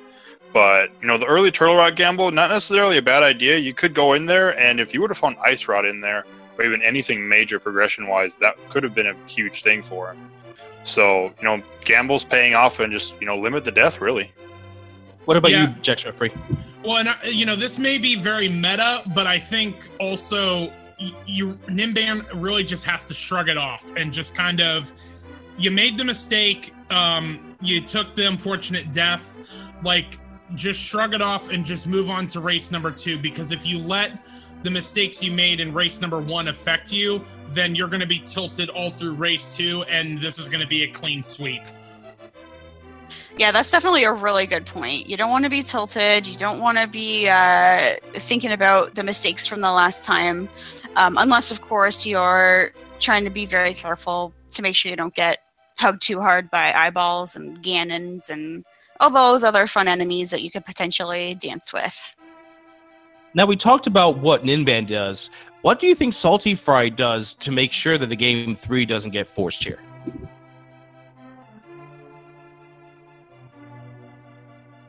I mean, as far as I'd say, kind of same thing. Play a clean race. The decisions he made, pretty much all of them were spot on. Kind of just need to follow through with that. Have your decisions pay off and hope you get some luck. So I know both the racers are very good, so you kind of have to have a little bit at this point. It's not just about execution and routing. Have to have a little bit of luck on your side now as well. I would certainly add to that, for saltyphry, his execution and the things that he's done has what got him to this point. So just, it. Oh wow! Did he? Ninban. Ninban is really, really hating R.I.P. Viddy. Oh, but on that note, again, just even I would say to both of them, you got here for a reason. You've got your execution. You know how to work the seed. Just stay true to what you got and don't try to overthink it. And with that, have yourselves a great game 2. Jack's referee, Sir Linkla, will be along for the entire ride as we see whether or not Ninban can even the series or saltyphry gets the clean sweep. Saltyphry has not lost in brackets. Ninban, this is their first loss inside of the brackets. We'll see how it goes. B-Links had a lot of fun doing game 1 with you. Me too, yeah. It was a lot of good laughs. I really enjoyed watching chat and watching this race. Thank you so much, saltyphry and Ninban. Thank you, Reg. And thank you, Rick, for making this an awesome 2 hours. Been a pleasure. All right, Jack's referee, Sir Linkla, take it away. Game 2 coming up next. Absolutely. Thank you, Rick. Thank you, B-Links, and Sir Link-a-Lot. I think we have the table set for this race number 2. Yeah, table set. Only a couple minutes till we start, and getting those laughs off with Ninban. Have to have the feeling he wants to have a bow and silver arrows if Misery Mire is required, because I think he just wants to tear Vidya a new one at this point. Let's just hope for our sakes that Misery Mire is a pendant and we don't have to go into it. Although the race we commentated yesterday certainly had a pendant Mire needed for completion, so we might want to be careful with that also.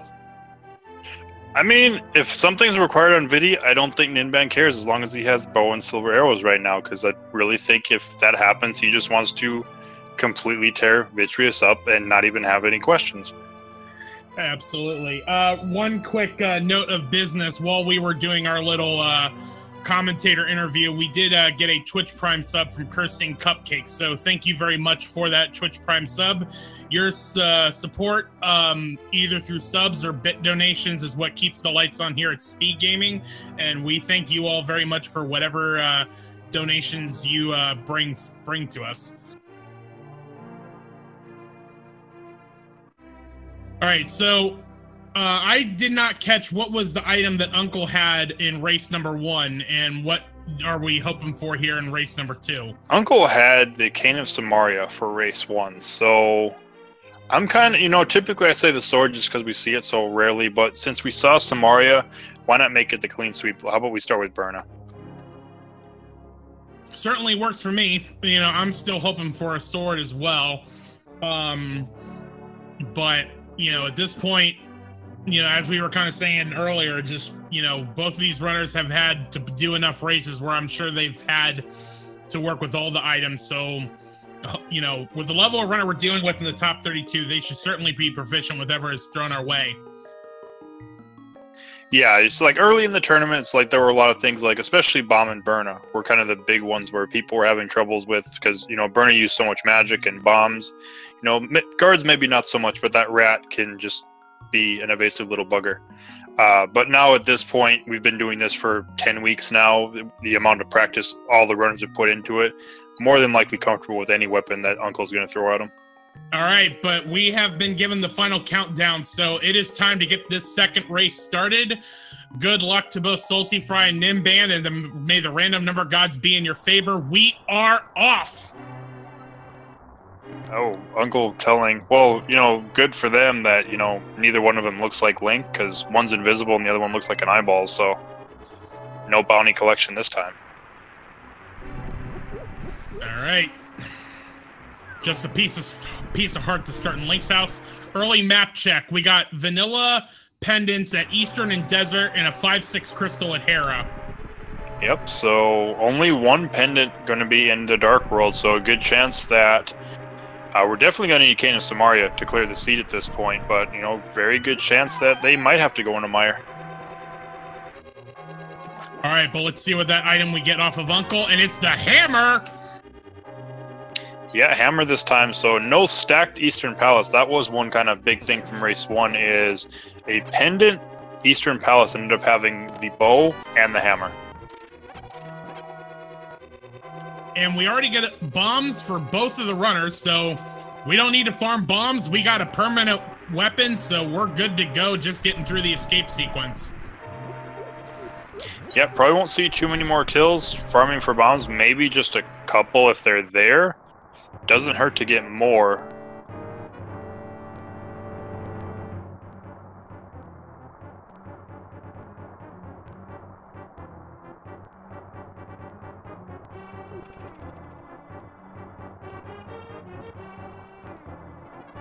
Alright, but making our way through Hyrule Castle, Ninban gets his second bomb there.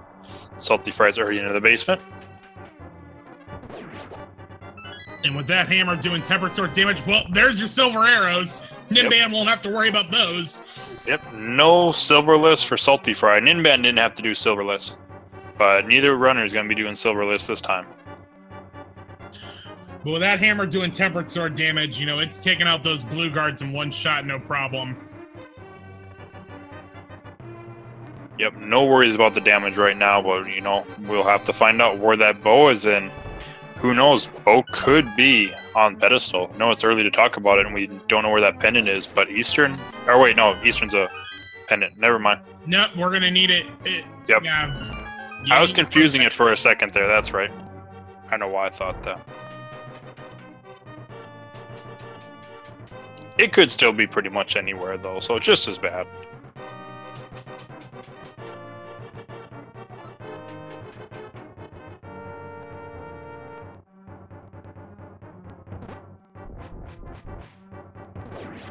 Saltyphry going for the hammer strats on that chin and ball guard. And we got the bomb bag upgrade.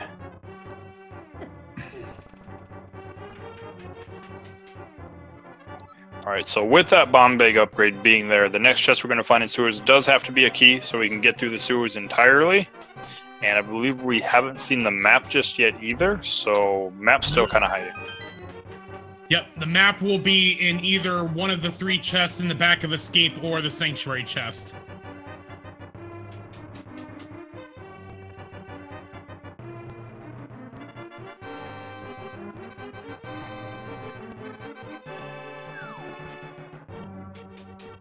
Both runners are making very good time through the sewers, so it looks like Saltyphry is going to be heading up the stairs at about 3:37.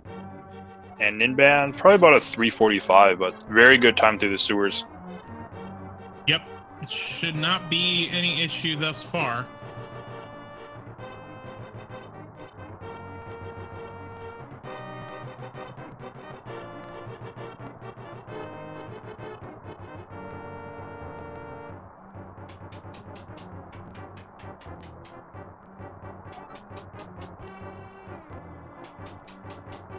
Now, again, since I missed that first race, I know it wasn't a, I'm guessing it wasn't a pedestal seed. Did we have to do AGA 1 at all? No AGA 1, no pedestal, so none of the nice trolly things that chat loves to see typically.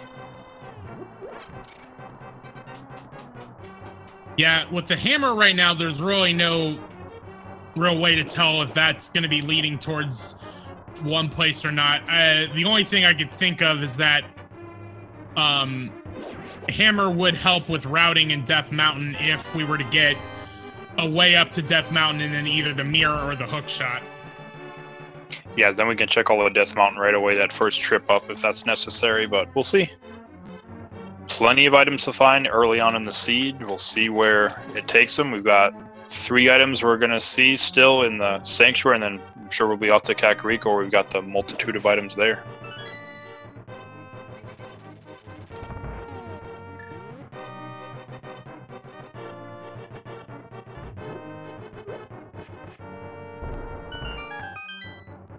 Alright, and Saltyphry is showing us what's back here. 20 rupees, 20 more rupees, and 10 arrows. So if he's been counting his items, then he should know that that last chest is going to be the map. So he'll just be able to walk right by. And also that will get you the $100 for the bottle vendor, but more than likely, unless we find either the bush crabs or tree poles giving bombs, we're probably going to need to buy some once we get to Kakariko. Yep, and still a couple locations within the Dark Forest or the Lost Woods as well, so. Yep, Saltyphry has been counting his items, so knows that's the map.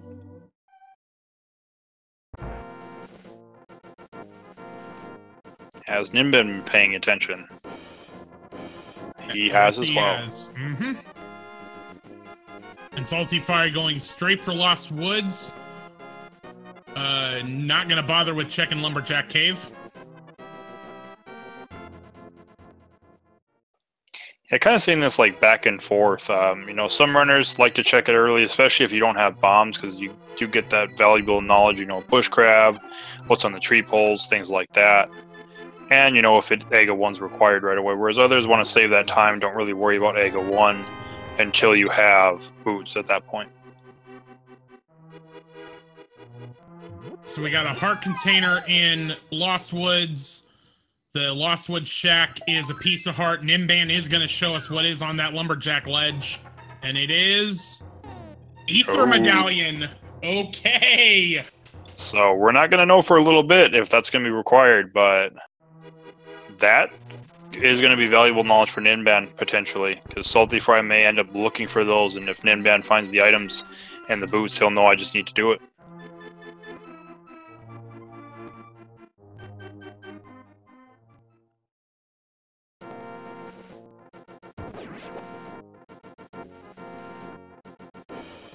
Alright, but Ninban going to be right behind saltyphry, checking one more location here in the Lost Woods. Saltyphry is going to be heading into Blind's hut, where we got 5 items down here.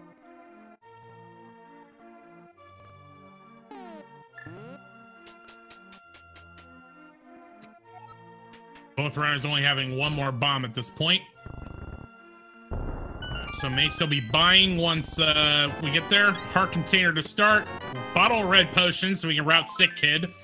Another heart piece. And 20 bucks. Yep, a lot of red. We'll see if there's more in the back here. Yes, indeed. Just another big 20.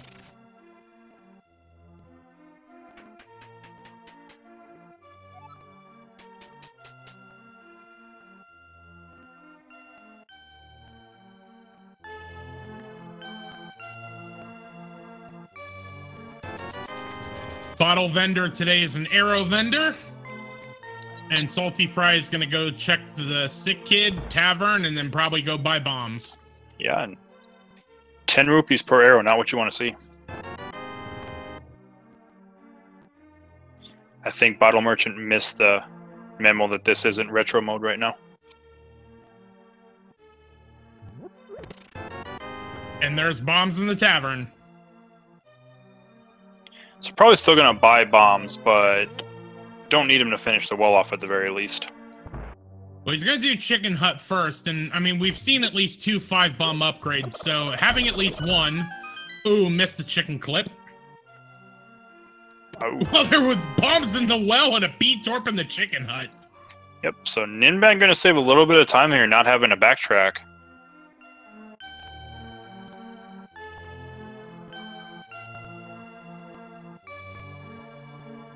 Alright, heart piece, 300 rupees. And our first sword. I see we've got that.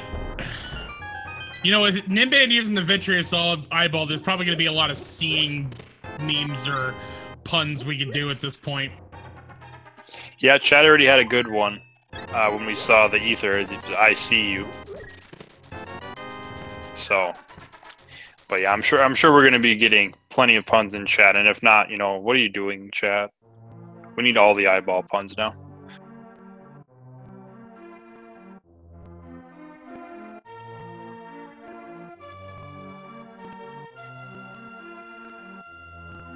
Alright, well, saltyphry has finished everything inside Kakariko itself. Now we're gonna see library and race game. SB Angry Kitten, Ninban did check it. saltyphry has not checked it. We know it's the Ether Medallion, so don't know if it's going to be necessary yet, but there's a potential we're going to need to do EGA 1. We have the artisanal arrow in the library ledge, so won't be coming back for that. And another bomb upgrade at the race game, so we're noping out. Yep, nothing important on either of these. See if Ninban decides to blind check it, considering we really didn't find too much of value in Kakariko. Nope, not going to blind check it. We'll see where he decides to go after this.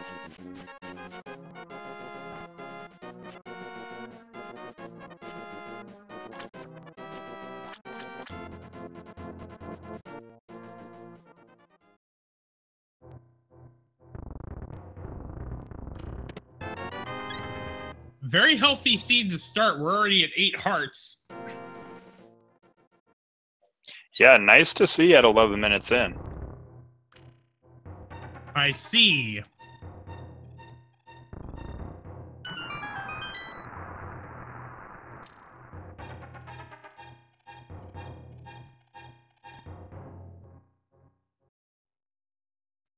All right, there's a cape, so we're just a lamp away from AGA 1. Yeah, which, you know, if it ends up being required, you know, saltyphry not checking that, you know, he won't go there until he's got the boots, probably. But Ninban, knowing it might be required anyways, if he gets that early lamp, maybe he just makes the play anyways.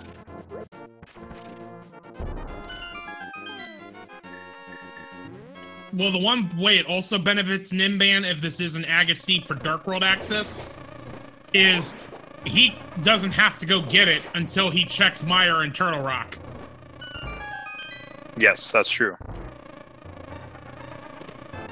There's our Power Glove, 20 bucks. Moon Pearl, so never mind, there's Dark World access. Yep, Dark World access, so... And saltyphry gonna opt out of going to Ice Rod Cave finding those items.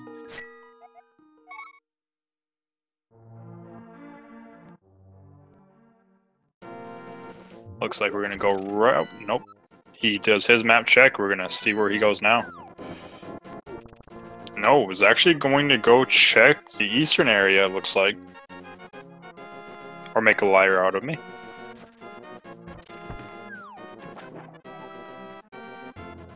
$20 on Lake Hylia Island, and now he's gonna go to Eastern. Yeah, Ega's not dead just yet. We won't know until we're able to see Misery Mire and Turtle Rock, and that's dependent on, you know, if one of them is a pendant or not as well, because then we're only looking for one. Alright, Ninban gonna go to Hype Cave. Let's see if we get a Dark World map check as well at some point.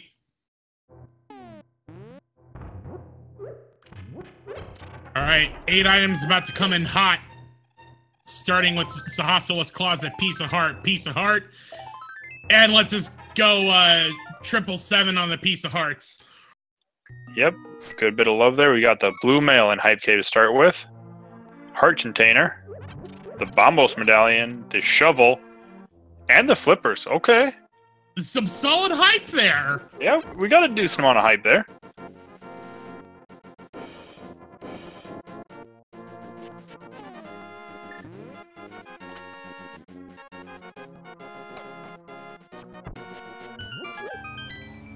Right now, I'm going to put it at 9 out of 10 on the hype. If Shovel leads to something, though, then it's definitely 10 out of 10. Alright, here's our Dark World check. Ice Palace, Red Pendant, Thieves Town was the other 5/6 crystal. Everything else is just regular crystals. Yep, so both dungeons require a medallion we have to run through, so 4 in 9 chance, I believe it is, that we're going to have that Ether Medallion.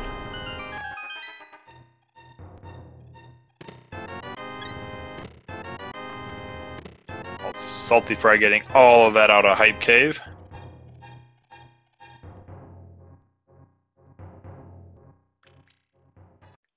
Just a quiver upgrade on the pyramid. And Ninban gonna nope from there.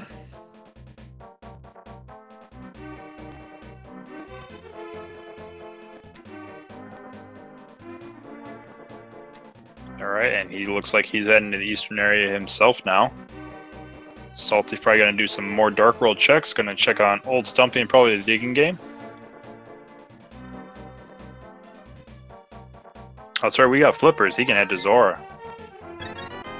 Well, we got another Piece of Heart there, and with the 3 that we found in Sahasrah's Closet, that was a guaranteed heart container. Yeah, already 11 hearts, and we're only 15 minutes into the seed.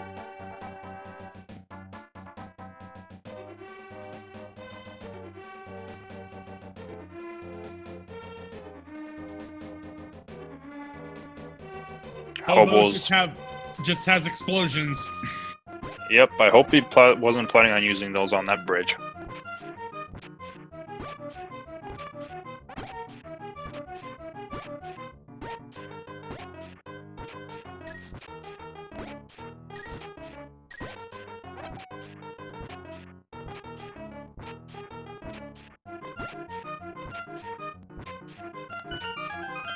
And another quiver upgrade of the digging game.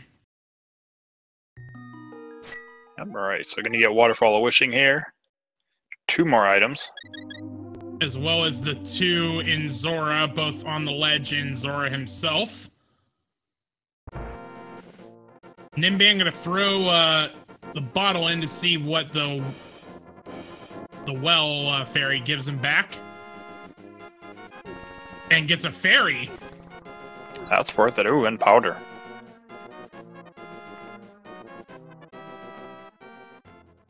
Saltyphry going to be heading back into the Dark World, looks like, at Skullwood's Village of Outcasts. Ninban's going to continue his checks here, and we're going to see the Zora area, get Zora Ledge, and see what kind of item Zora has. 50 bucks up on Zora Ledge. So 10% return on investment if you want to go to the ledge.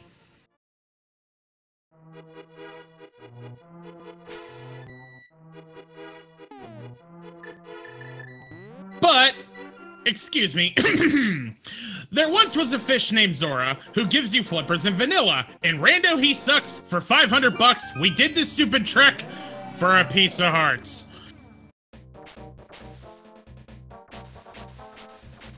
Yeah, definitely. Yeah, piece of heart, not what you want to see whatsoever.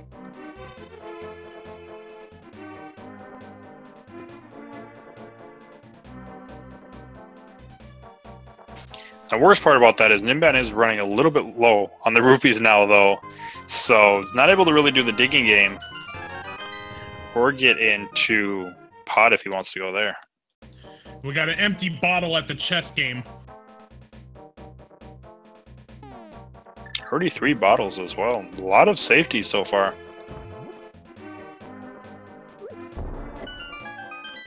Ooh, okay. Master Sword at the digging game. We have confirmed total hype from Hype Cave. Yep, Hype Cave hype is at 10 now. We also had literacy in the brewery house in Village of Outcasts.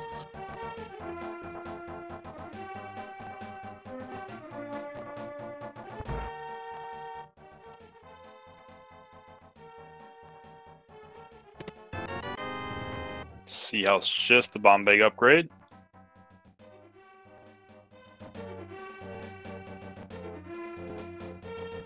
And Ninban not done checking these fetch quests. Gonna check Batman. And Saltyphry gonna head into Thieves Town.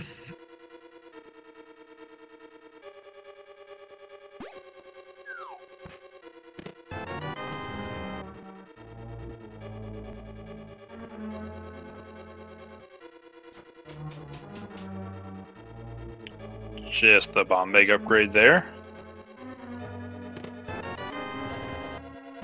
And just a compass on a map in Thieves Town to start. Now we do have the mirror, and we've got a sword, so taking care of blind should be no problem, and if we gotta get into that big chest, we'll be able to.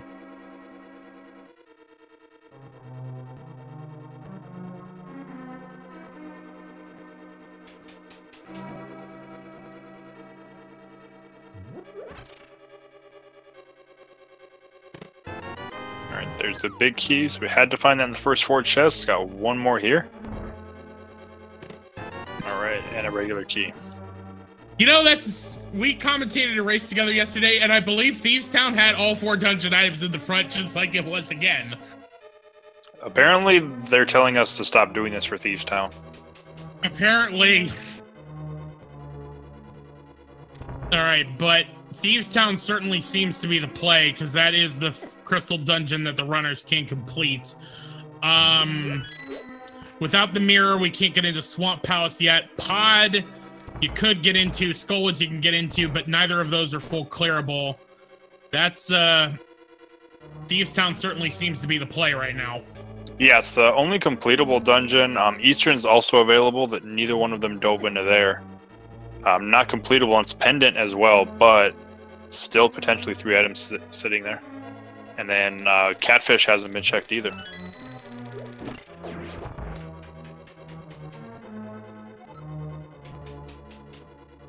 Also, where we have a small lull and everything, I do have to say thank you, chat, for all the eye jokes and puns. I'm loving them. Keep them coming. Definitely paying attention to those.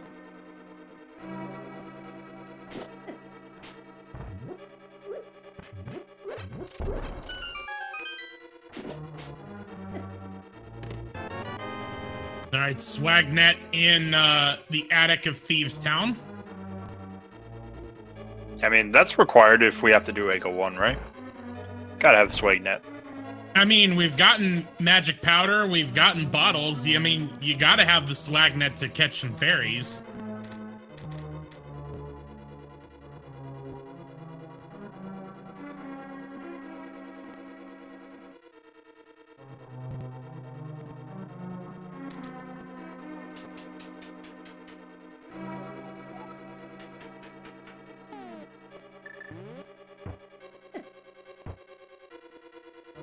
Alright, so we're gonna have 2 items down here since we found all the dungeon items already.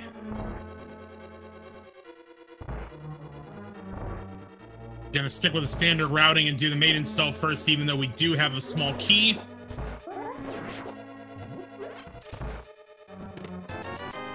$20 there.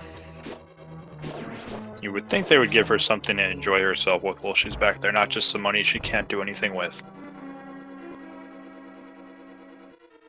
Well, I mean, let's be honest, this is also a boss pretending to be the maiden, so, you know, it's more just waiting for Link to come bring him to spring the trap.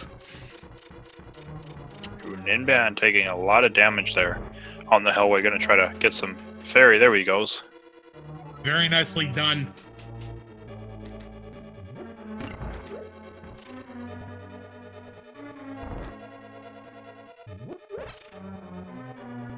Alright, bullet catcher in chat. You know everyone is talking about the eye, but no one has noticed that saltyphry's gameplay is completely transparent.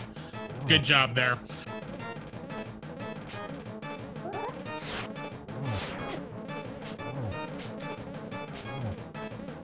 Yeah, I mean, I did challenge chat for all the puns, and they're not disappointing whatsoever. And a very translucent and clean fight from saltyphry. Gets a hook shot and the first crystal of the game 24 minutes in.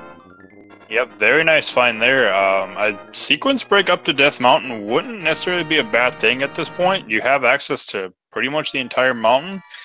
Only thing you're risking is Hera potentially being firelocked.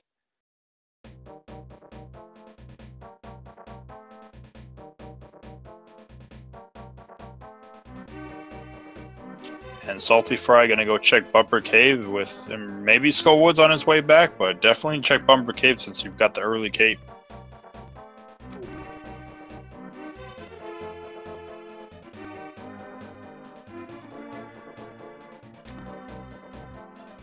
$100 on the bumper ledge, and saltyphry just gonna save and quit from there. Yeah, I expect to play up Death Mountain right now. Oh, maybe not. He has other ideas. He hasn't done the Zora chain yet. I imagine that's what he's going for. Oh, yeah, that's right. He hasn't done that. So, yeah, that makes sense.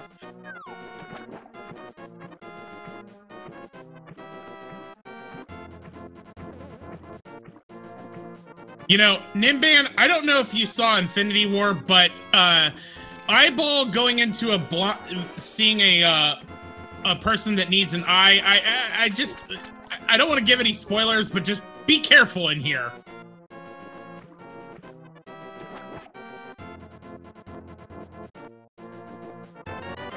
Yeah, I mean, would that be a permanent game over then if Blind would just kill you and take the eye?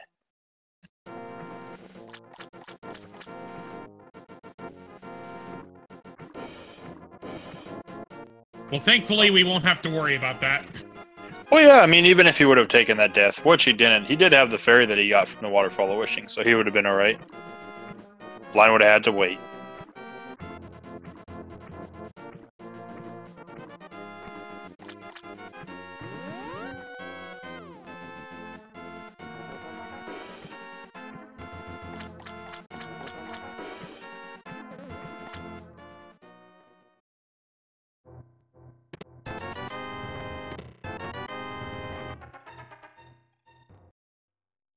saltyphry gets his powder.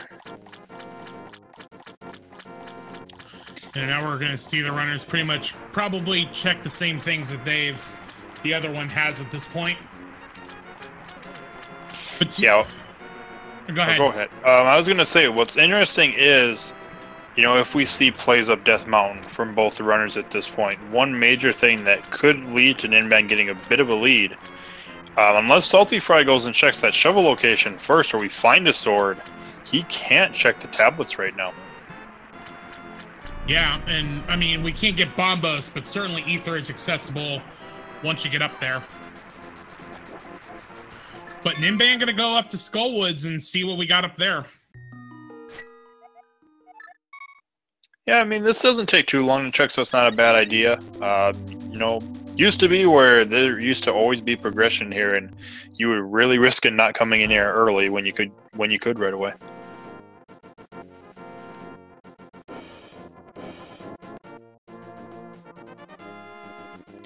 Right, got a key in that first chest there, so don't have to do the drop. Saltyphry looks like he's going to do the play and make the sequence break up Death Mountain.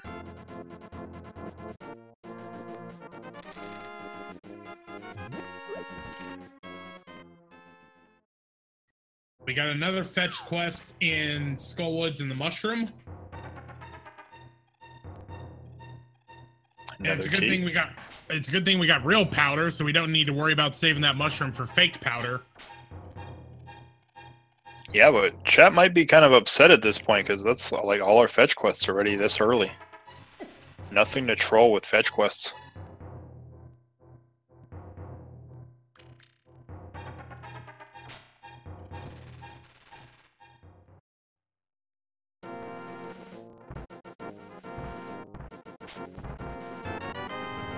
Brian, we have found your cane. If you are in the region of Death Mountain, please come to the Lost and Found and claim it. I mean, we could name the old man Brian. Could have been his cane, and he gave it to Link because he doesn't need it anymore. Isn't there like a discussion as to whether the old man is named Gary or the thief that opens the lunchbox is named Gary? Yeah, I believe that is an argument. Looks like the Bloomerang is sitting on top of Spectacle Rock. And our other medallion is inside Spectacle Rock. So we've got Quake sitting inside Spectacle Rock. So we do have knowledge of all three medallions then. We also have, for those that may have just joined us, Ether is on the Lumberjack Ledge. Ninban knows it's there, saltyphry does not. We are still waiting to see whether it is needed for Mire or Turtle Rock. Yep, and could potentially be waiting for a while. Still need to find the Titan's Mitts and Flute for both of them. Yeah, in terms of go mode, we've got Bombos, so we have everything we need for, other than Titan's Mitts, we have everything we need for Ice Palace. We're gonna need either a Fire Rod or a Lamp, and maybe Boots for Desert. Eastern, we need the Bow, so, and we need the Lamp for Eastern for the Dark Room, so maybe the Fire Rod can be there, yeah, I guess Fire Rod could be there because Lamp can't be there. So Fire Rod, Ice Rod, Cane of Samaria, Flute, that's kind of what we're looking for in terms of pedestal hype, plus Mirror. All right, $300 and the red meringue in the bottom of Paradox Cave.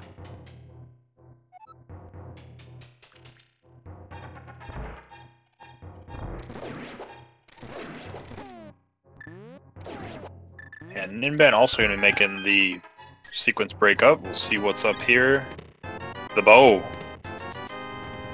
All right, so that makes Pod full clearable at this point. And there's the mirror and another piece of heart. All right, so sequence break pays off quite a bit.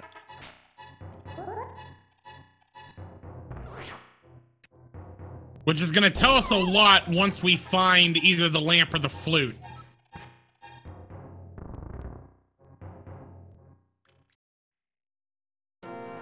But okay, so with the bow being with the mirror, that meant that realistically, lamp or flute is going to be in either Eastern or Pod. Because I don't know what other overworld checks we haven't done other than Catfish. Catfish, Agina hasn't been checked. Mushroom. We didn't check Mushroom. We do have that as an option. So there's a couple one-off overworld locations, but Pod or Eastern could have had, most likely will have flute or lamp, and it's not going to be in the bow lock portions because whichever one it was how you were intended to go get the bow. Yeah, and chat bringing up one as well. Ice Rod Cave is an option. Desert Palace is technically open. We do have the book there, so it could have been in there too. There's plenty of locations where either the flute or the lamp could have been. There's also just cache on Ether Tablet. We saw that from saltyphry reading it. We got a small key in the basement of Hera, so if we don't find the big key, we are locked out of Hera until we get a fire source. And are we locked out of Hera? Yes, we are.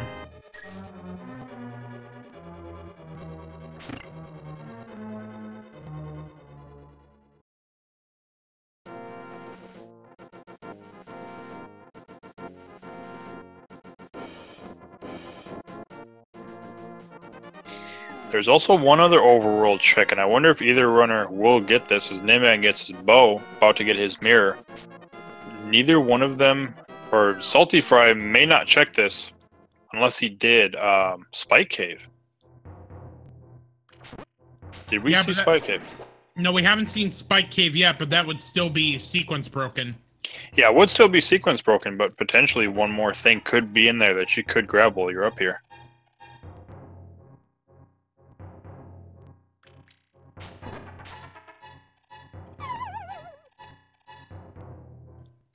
And yeah, chat bringing up another interesting point. Something you rarely ever see. But at this point, knowing that Hera is firelocked, there's a very high likelihood at this point we could see Hera as the final dungeon.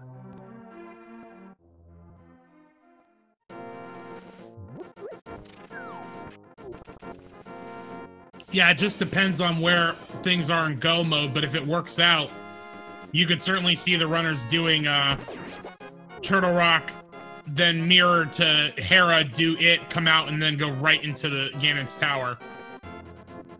Yeah, that's true. And if that is the case, chat, we'll probably end up starting the game. We're not starting it yet. We've got a while for that. But we will probably start that a bit earlier, because if we have to do that, there's barely any time to get your guesses in. saltyphry in the eastern area.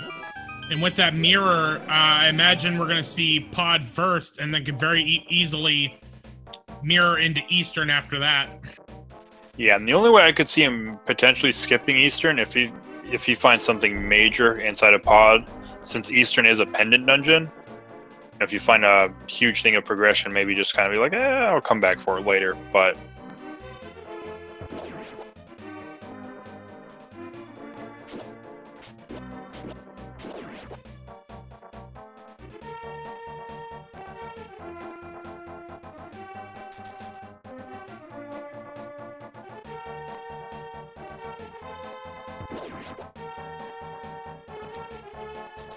Kiki collecting his tax to let us into the Palace of Darkness. Ninban going through the Spiral Cave. And in we go.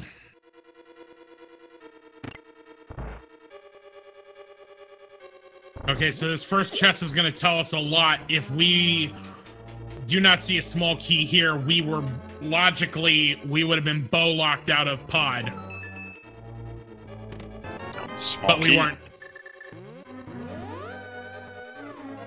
Alright, so Ninban also going to save and quit, so no Spike Cave checks from either runner while they were up here.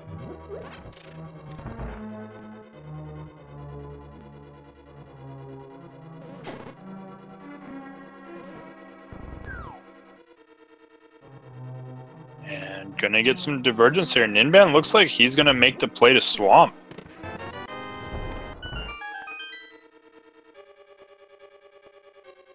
Swamp is certainly full clearable at this point.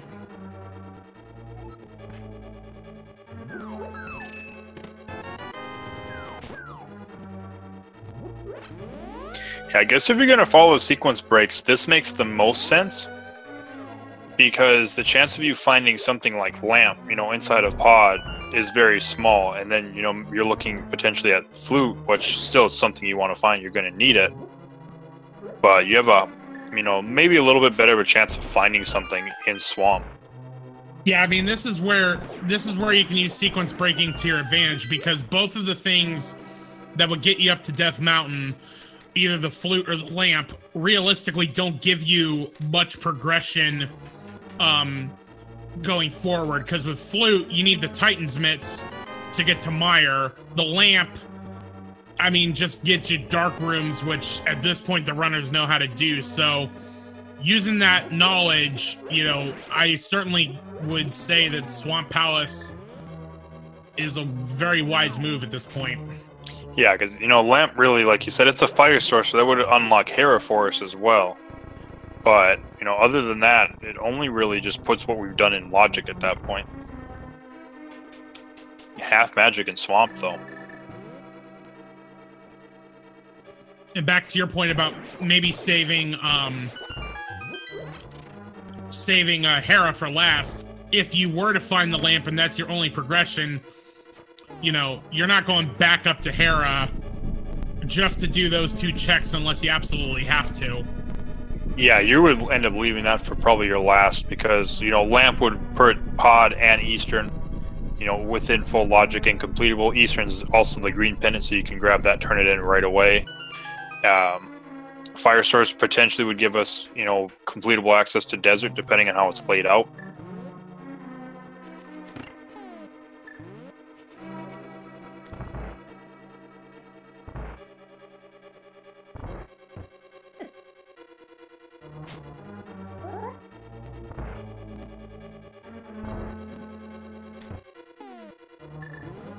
But yeah, I doubt we're going to see a left side skip on this. We're looking for way too many items. He came in here early looking for something, so we'll see a full clear here.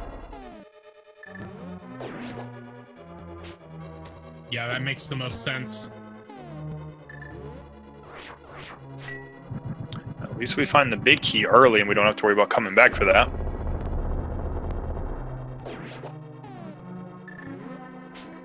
Oh, actually, he is going to start with an initial left side skip, but I don't believe we found any of the dungeon items, so this does make a bit of sense.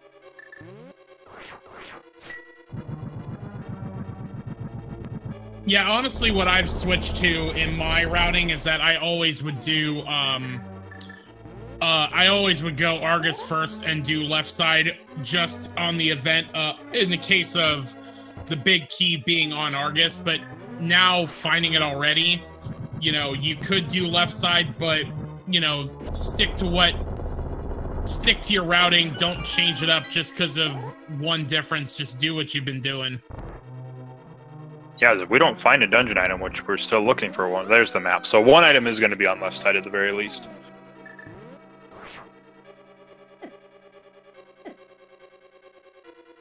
And Rope Goat just giving us a tier 1 sub for 6 months in a row. Thank you very much.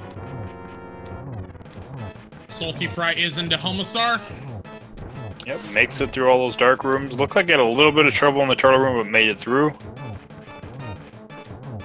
This mask is about to come off, and he's going to get the 1 silver arrow right between his eyes.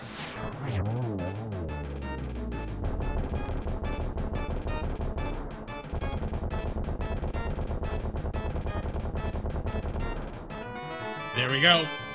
Yep, now I don't think Saltyphry did the back of Pod, did he? I think he just went right for Helmasaur. Yeah, I believe it went right for Helmasaur. It was, if he did, it was a very quick clear, and I missed it, but I don't believe he did check the back. Yeah, chat noticing that Ninban has half magic. That was the first chest in Swamp after the small key. And yeah, Saltyphry is going back. Yep, going back in. Definitely did not check that. So we're going to get the back of Pod. Well, Ninban finishes off Argus here.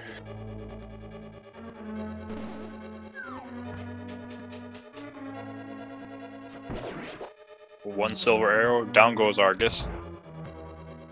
And another piece of heart. So there is going to only be one item on the left side.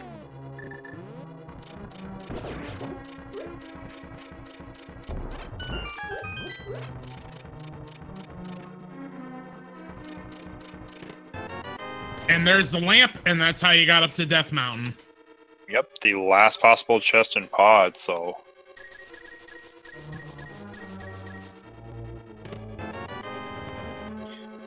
Gonna get a check on the Bombos tablet.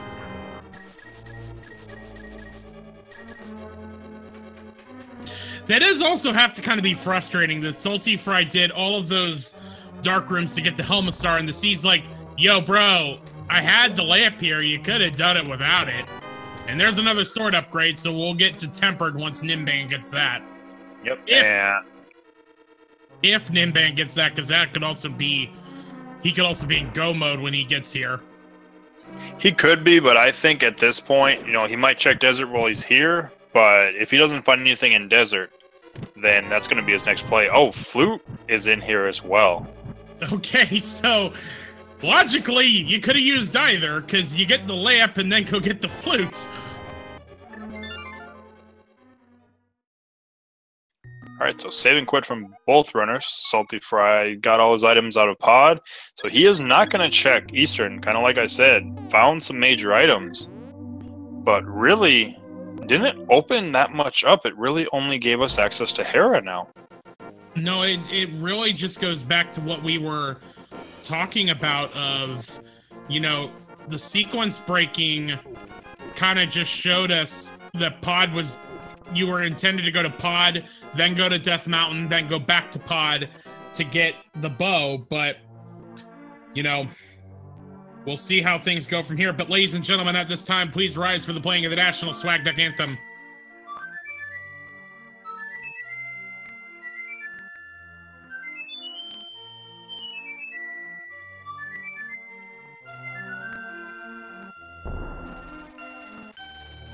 And ladies and gentlemen, the Albatross is at a loss.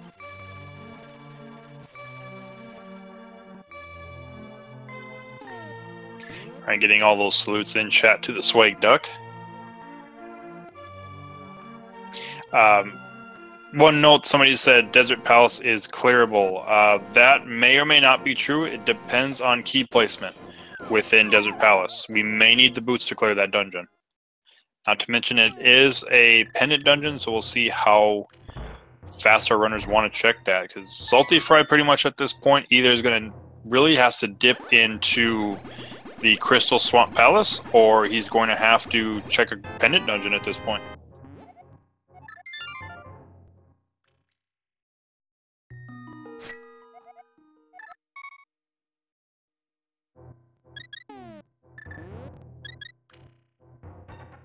And saltyphry looks like he's going to follow logic, do the one, at this point, two things. So he'll be able to check Ether Tablet himself, or he won't because he knows it's couch cash. But it's going to finish Hera off and does unlock the Pyramid Fairy. So 2 more items there.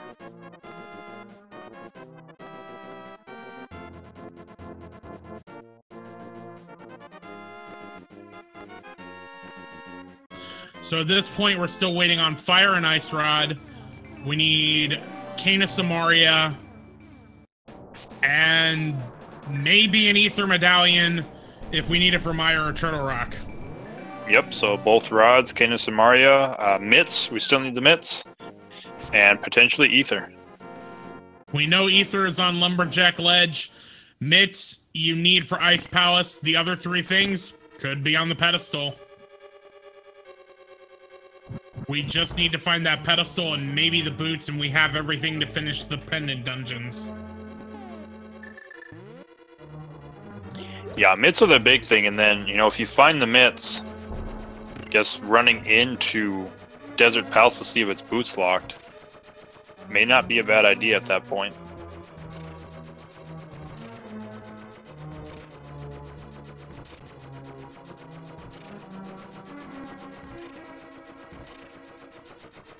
saltyphry getting his coffee break in the basement of Hera.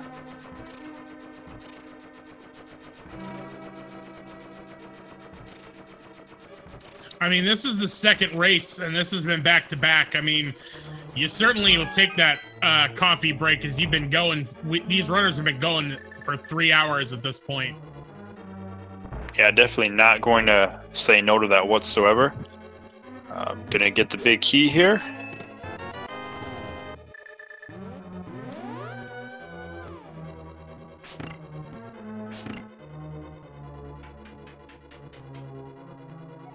Okay, so if we don't find progression of Hera, we still have Eastern in play. Desert is still in play.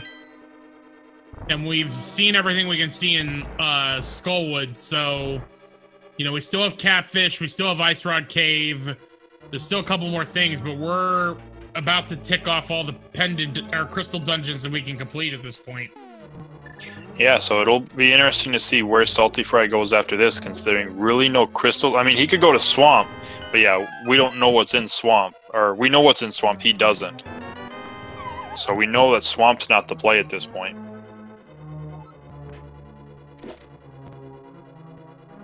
Alright, so we know Trolldorm's gonna have the second item. The first item was a big 20 in the first floor of Hera when we figured out that we were fire locked.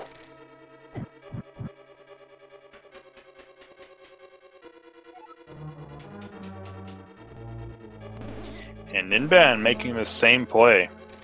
Going into the dark rooms in pod before checking the back.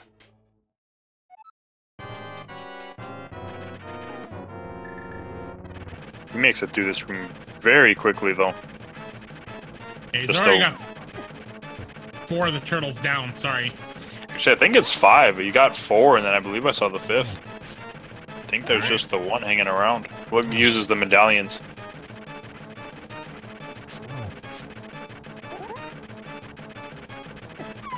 Oh, and saltyphry getting trolled again. Trolldorm 1, saltyphry 0. Round 2, fight!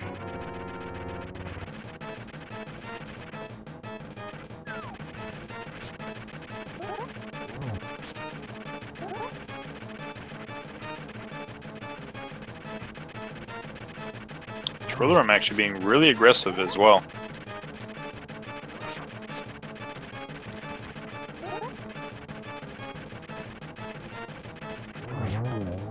And down he goes. Saltyphry evens it up, 1-1. Just a piece of heart, so Hera not the play. So Ninban could save some time by refusing to go back up the mountain, and it's less, you know, of an idea for him. We'll see if he decides it, but he could potentially save Hera to be his 7th dungeon. Well, while Ninban is staring at that 3rd crystal of his, we are going to see Spike Cave from saltyphry. And Chad also pointing out that Hera does open up Fat Fairy, so there could be progression there as well. Yep, and I'm sure that's probably what he was thinking, so that might be what we see after Spike Cave.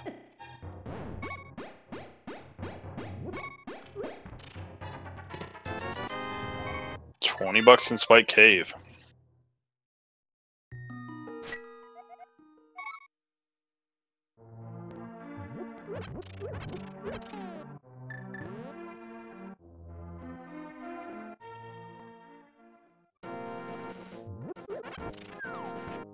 Yep, saltyphry either going to be heading to Swamp, but I'm fairly certain we're going to see the Pyramid Fairy first. The only other difference I could see is that maybe he does Swamp and then goes to Fat Fairy from there. Yeah, that's also an option, but Ninban getting the hammer yump. Man, he's really gonna do all these dark rooms before getting that lamp. And saltyphry gonna make a fool of all of us and go do South Grove Cave instead. Yeah, and I don't believe we've actually seen this yet either. I don't think Ninban came and checked this.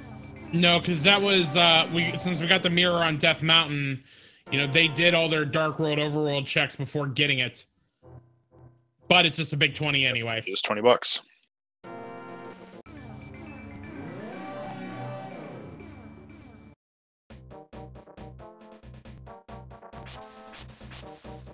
And saltyphry going to be checking the shovel, so he's about to pick up Tempered.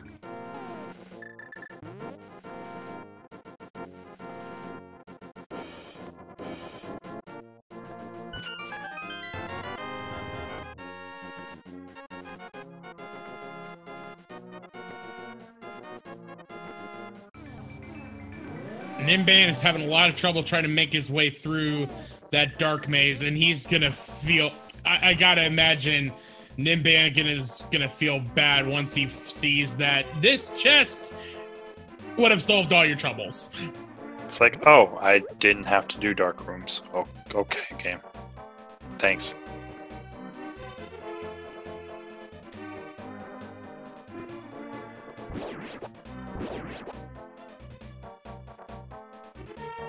Knows he's still looking for one item, though, and gonna find it in the Harmless Hellway.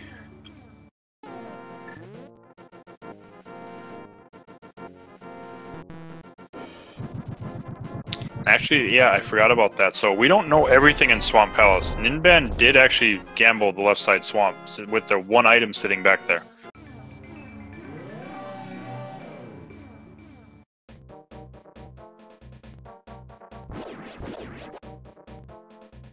And Ninban making the play in Eastern now. All right. And we're going to see saltyphry going into Swamp Palace, which we know we're not going to find any progression in there. Potentially. One item on left side. Ninban did not go back in. So we have one item on left side that he did not check, which we'll see if saltyphry makes the same play or not.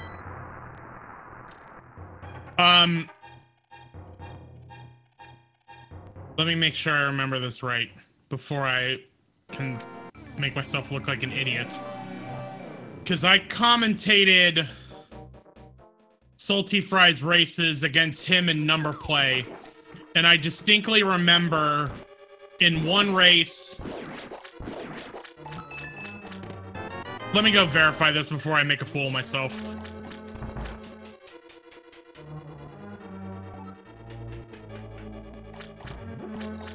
In the meantime, let's see. Ninban making his way through Eastern Palace. Nothing important so far.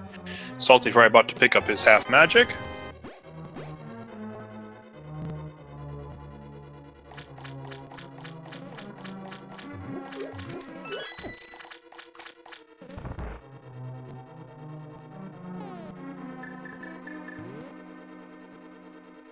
Alright, one more chest here. Let's see. Big key. That's a good place to find it. So we'll see what the big chest is going to hold. And probably after that we'll see the dark rooms. Okay, I believe what I'm saying is I'm remembering this correctly. In the in the two races that saltyphry and number play had in the round of 64, saltyphry did leave left side swamp in his first race, and it paid off to his advantage. But then in the second race, we were in a potential, what they thought was, well, okay, that's a story. saltyphry thought it was a hookshot locked Ice Palace. It wasn't, because there was a small key in the iced tea room. Number play knew it, but failed the bomb jump, and both of them noped out of Ice Palace with the hookshot sitting in the big chest. So all of that to say, it is all within saltyphry's experience that he may skip out of left side swamp as well. Yeah, but it looks like Eastern Palace, the play was big. Fire Rod.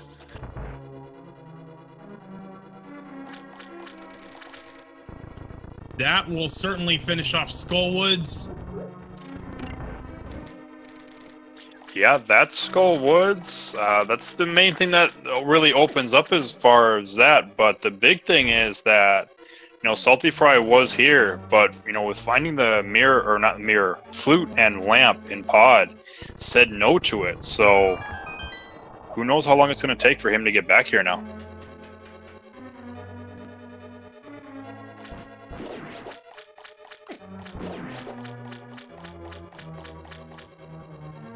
And so that's all three items out of the actual dungeon, but it is still the green pendant, so Ninban's gonna finish this off.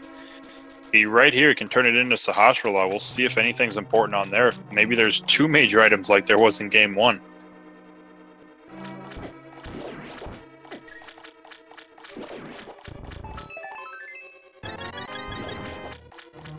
Alright, well, Ninban's got the Armos Knights down and the green pendant.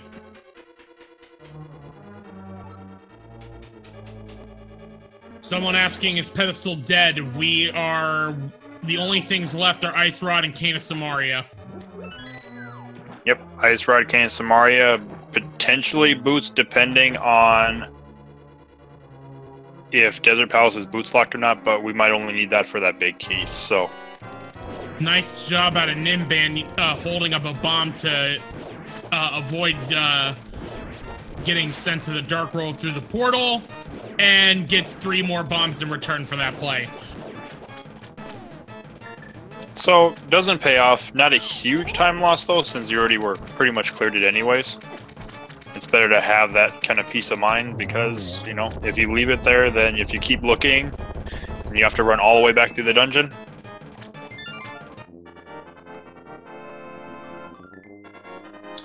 Alright, so let's review. Fire Rod at Eastern Palace, that will open up Skullwoods. Ninban also knows that the Ether Medallion is on the Lumberjack Ledge, so Aga 1 could still be required at this point if we need Ether for Mire or Turtle Rock. We still haven't seen the Titan's Mitt, so we don't know what either of those are just yet. Yep, and looks like saltyphry is going to be doing the big bomb check now. Ninban getting his swag duck. I could see him, you know, making the play into Skullwoods and then mirroring and checking the pedestal with a couple items potentially still there that we need. And to the earlier point I was making about it, it's entirely possible that saltyphry skips left side swamp. That's exactly what he does and is going for Fat Fairy at this point. So both runners have left one item in Swamp Palace. Yep, that item left, and interestingly enough, if, you know, it ends up being something, when they go back, you've got to imagine that both runners are going to feel very behind at that point, because that will probably be one of the last, if not the last, place you go to check for an item.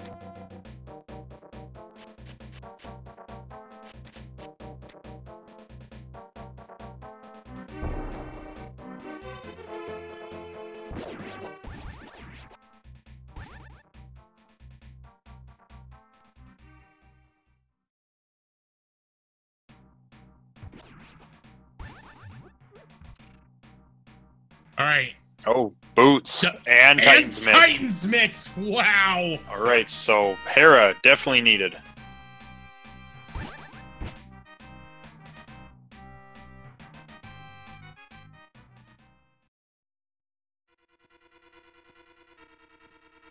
All right, so Ninban has to go back to Hera, which realistically, either, unless even if we find Ice Rod or Cane of Samaria, that's not going to get us any progression. You're going to have to go, he does Hera. Bombos is Mire, so we're 1 of 2 not needed for, 1 of 2 does not need Ether. Yep, so Turtle Rock is our last hope for an Egg Seed.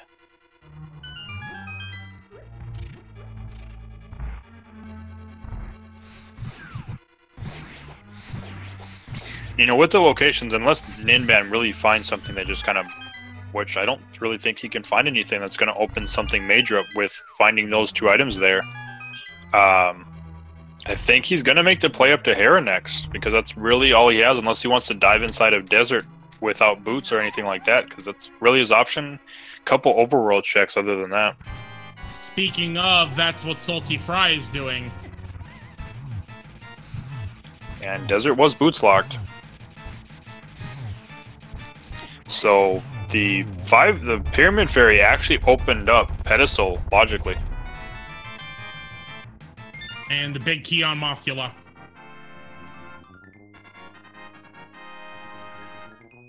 Alright, so we got the heart container there. So yeah, definitely Boots locked. Big key's gonna be back here behind the key.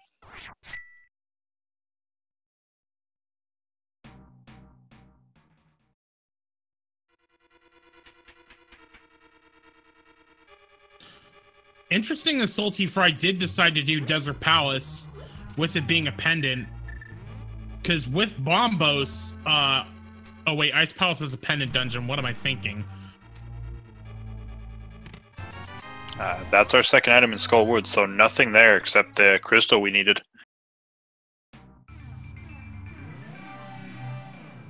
Ooh, we're getting a pedestal, chat. Chat, get your hype in there. Yeah, get your hype.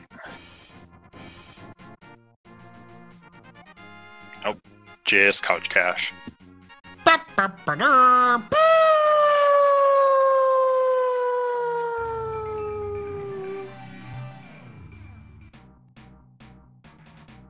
See, and here's probably the best thing for Ninban was actually that we had that much progression behind the 5-6 crystal.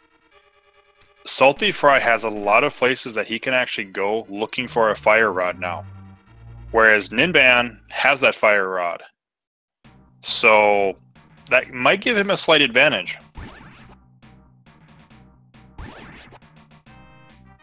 Yeah, because at this point, Hera being the only crystal dungeon left on the board, you're certainly going to want to go there.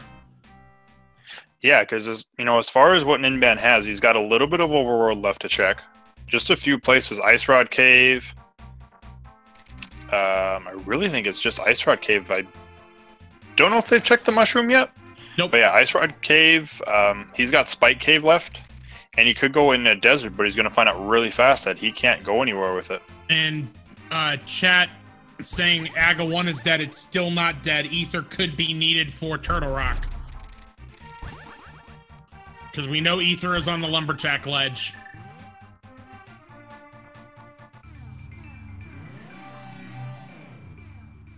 And we're probably going to see it because Saltyphry's heading for Dark Death Mountain. Yeah, we're going to find out very quickly here.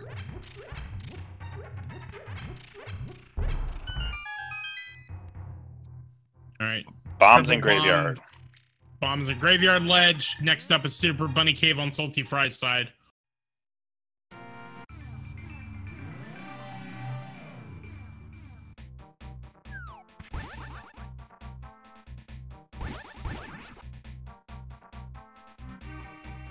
Alright, let's see where Ninban goes next.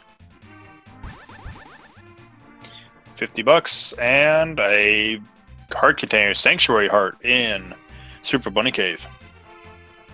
Ninban gonna swim over to Catfish. And if he hasn't turned the mushroom in, then probably will mirror and turn his mushroom in as well. And that's look like what he's doing. He's setting up the portal right where he can turn in the mushroom to the witch. Alright, Hookshot Cave though. Got our fourth bottle, another one by B-Torque. 300 bucks. Quiver upgrade. And arrows to go in that quiver upgrade. Alright, but here's where the game is gonna swing. Is Ether needed for Turtle Rock? Let's see. It is... Bombos. Nope. Aga 1 is also confirmed dead. Yep, no Aga anymore.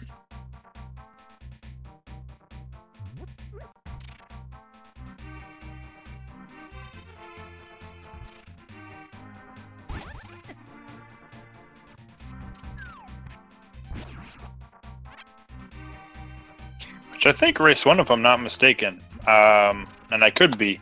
But I think Bombos was required for both Misery Mire and Turtle Rock in race 1 as well. I was not able to watch it. I had other things to attend to, but ooh! Cane of Samaria. All right. So you gotta hope Ninban goes up to Death Mountain. Ninban was trying to go to Misery Mire, still doesn't have the miss, but he's going to check Desert, so it's going to be a nice quick check. He's going to find out he's locked out here. We'll get one of the items. And I remember you guys telling me from race 1 that Ninban lost because of a death on Vitreous. Well, you got bow with silver arrows. I'm certain Ninban's going to get his revenge on Vitreous this time around. Yeah, I think he's going to enjoy that completely when he gets to Vitreous. Yeah, so after this, he's pretty much done all his overworld checks with the exception of Ice Rod Cave. Have to imagine he's going to do this, find out he's locked out right here. Going to go see what's on the actual torch just to make sure, but after that, I see him going up to Death Mountain at that point towards Hera. Yeah, he's got his mirror out. Bombs at Bonk Rocks. Yep, so neither of the boots locations were important. Here's the flute. It's gonna be to 1 or 8. Saltyphry going to 3. Ninban going to 1. Yep, the Hera play.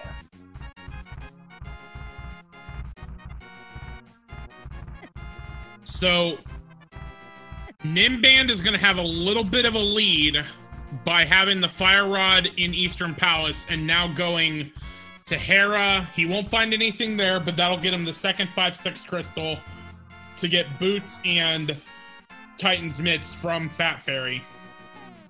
Yeah, and I think after that we're going to see Ninban go ahead and go to Misery Mire, clear that up, see if Ice Rod's there, and after that, I could see him making the Turtle Rock gamble for Ice Rod and Turtle Rock. And we do have to point out, both runners left 1 item in left side swamp. Yep, left side swamp's got an item, got the Ice Rod, and you know, who knows, maybe we've got the vanilla Ice Rod sitting in its cave.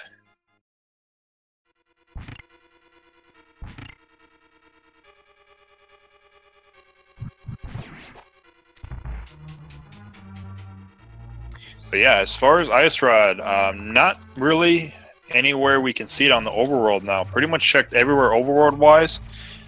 A few places, Smith's Chain, nobody's done that. That would be an option as well. So Smith's Chain, Purple Chest, Hammer Pegs. Other than that, we've got, you know, Ice Palace, Ice Rod Cave, Turtle Rock, potentially Misery Mire for Ice Rod locations. Saltyphry having a little bit of problem with those Gibdos trying to get this room back here.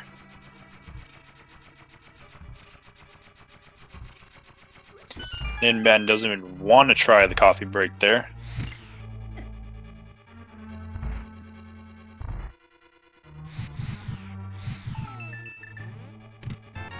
Gets his big key, immediately mirrors out, and he's on his way up to Trolldorm.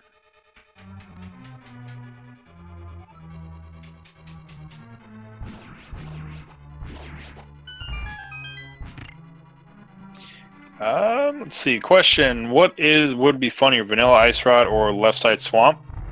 Personally, I would say Vanilla Ice Rod just because it's been available since almost the word go. Well, going back to earlier when I was talking about the fact that Saltyphry leaving items in dungeons from his race with number play, I lulled literally when we found the hook shot in the big chest of Ice Palace. So if it's left side swamp Ice Rod, I will probably be lulling again. Well, we'll find out. It's going to be a while till we see that because, like, you know, I think if that's the case, it's going to be the last place for both the runners. Yeah, we're essentially, Ice Rod is essentially going to be go mode for both of them. Well, maybe Kane of Samaria, because Saltyphry still has to go to Catfish as well. Yeah, potentially. Very good chance, though, that maybe Ice Rod is locked behind the Kane of Samaria, so we'll find out. Alright, so time for Ninban to take on Trolldorm. 2 sword slashes. And down he goes. Yep, down Trolldorm goes. Saltyphry going to start the Smith Chain.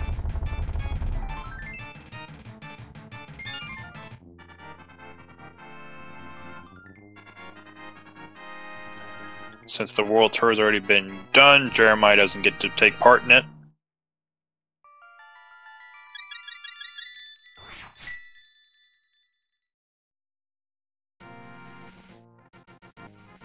Alright, and Ninban gonna check the Spike Cave now.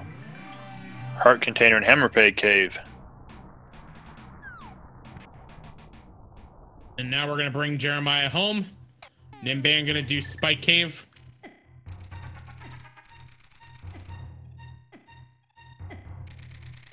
You know, I know this is just a game and it's just graphics, but seeing an eyeball walking on a whole bunch of spikes just...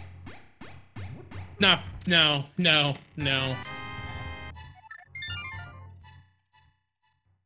Yeah, I feel kind of sorry for the eyeball right now.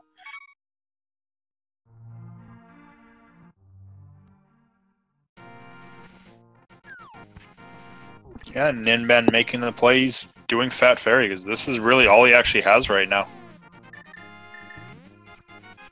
And once he does that, that's going to make Mire be full clearable for him.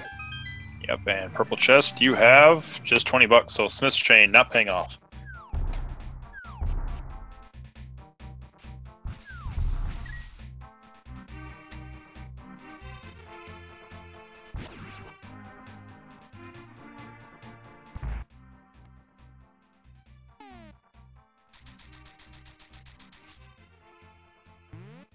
You know, I've never seen someone accidentally leave the bomb, but interesting that the timer didn't go off in the bomb shop.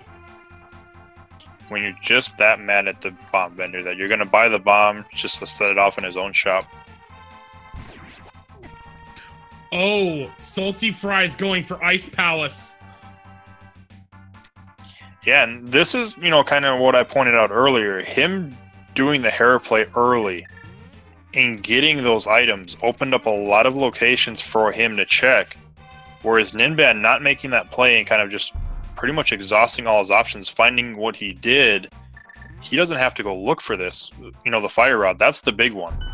Whereas Eastern's just kind of still sitting there on saltyphry's side, and he's going to have to make the play there. But Ninban gets his boots and his mitts.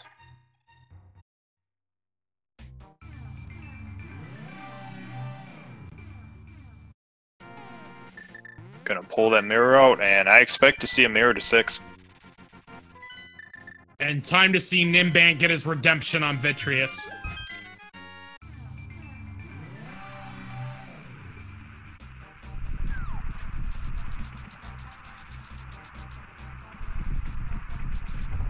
Alright, Ninban sees the bombos.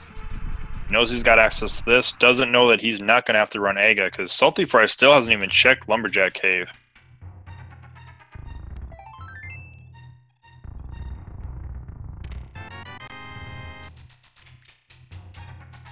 And you gotta assume if it comes to that, saltyphry would check Lumberjack before blind running Aga 1.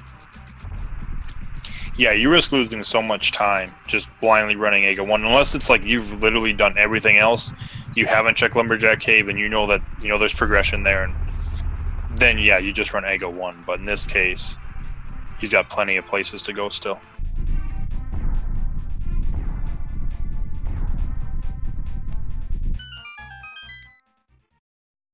Because, I mean, after Ice Palace, he could decide to venture into Misery Mire without the cane in Samaria, thinking maybe he'll find the cane in here, or just something that he needs to progress somewhere else. You know, Fire Rod could be in here for all he knows.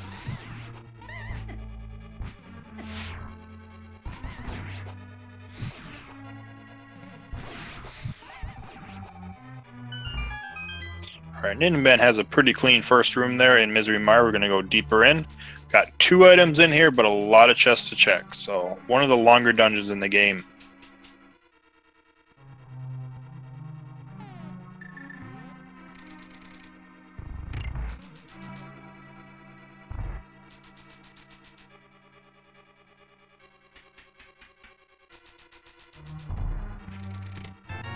Alright, we got a Godmire, but we still need to find an Ice Rod.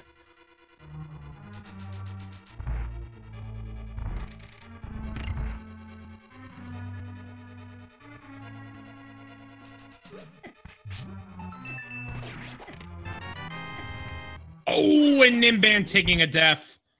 It does have a fairy, so he'll be right back up. Alright.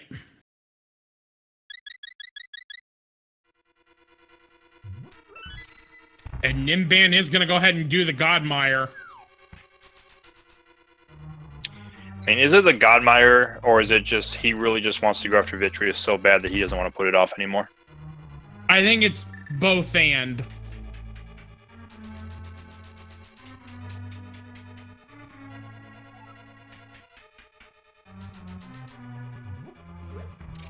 Alright, so far we haven't found anything in Ice Palace of note.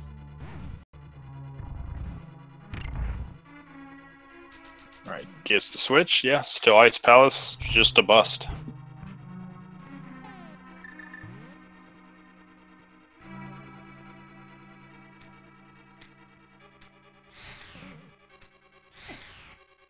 Ninban trying to get the spooky action, I guess. Yep, going for spooky action. I heard it, so we've got spooky action going on. Just one small problem. Yep, one small problem. You didn't need to do spooky action. Fisher priced my first shield in the big chest of Ice Palace.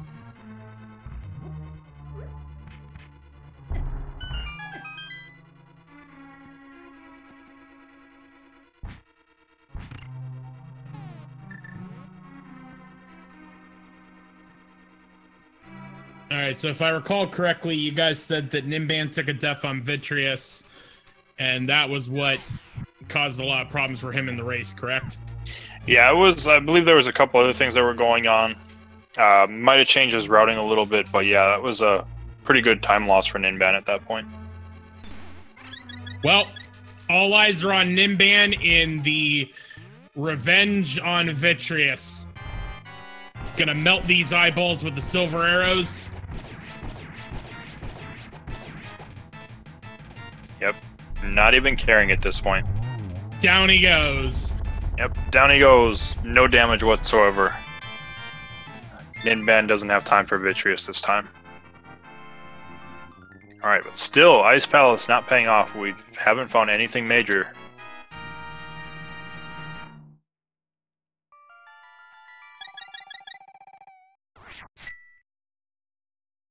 But with just a small key on there, we're still looking for both items. Oh.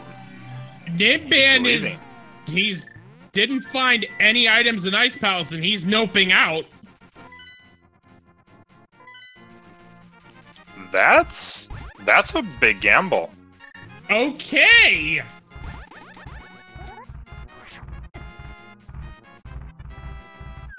He's gonna go straight for Turtle Rock.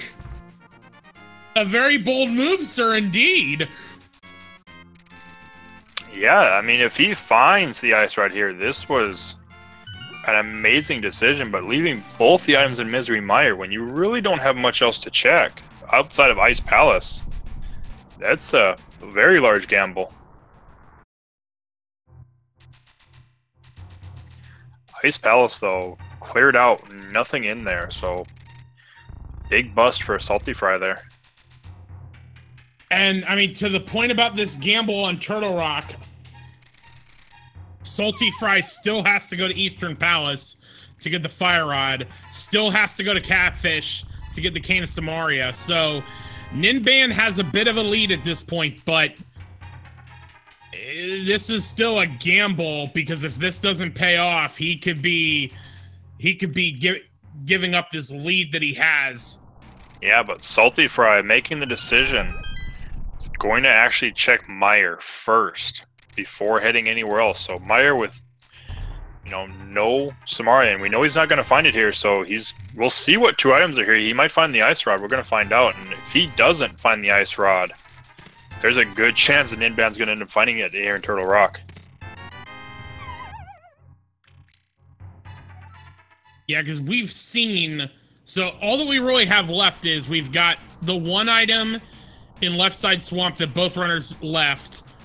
We've got the two items in Mire that Ninban left, but saltyphry is about to find, trying to find the Cane of Samaria. And then we got Turtle Rock. I mean, they've pretty much checked everything else. Although neither runner has still checked Ice Rod Cave. Yeah, and I don't know. I have that feeling now that Ice Rod's just been kind of sitting there in its vanilla location.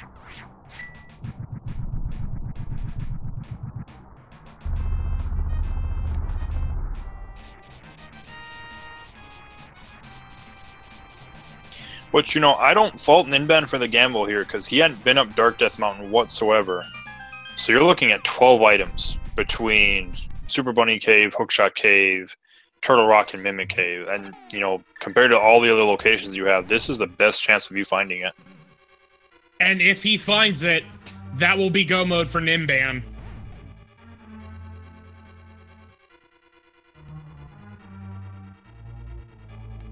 Alright, we'll see though. saltyphry got a key in the first chest there in Turtle Rock.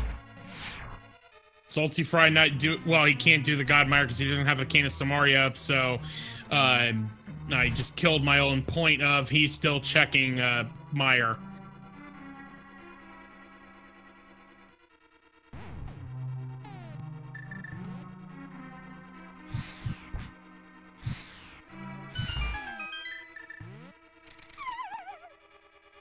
All right, so let's see. Is this just one of the items?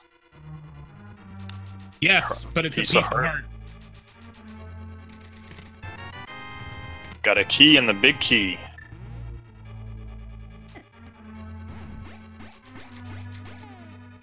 Next chest in Misery Mire. Just a key.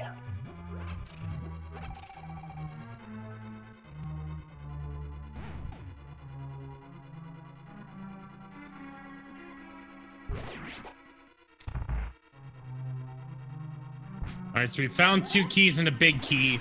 So got a compass.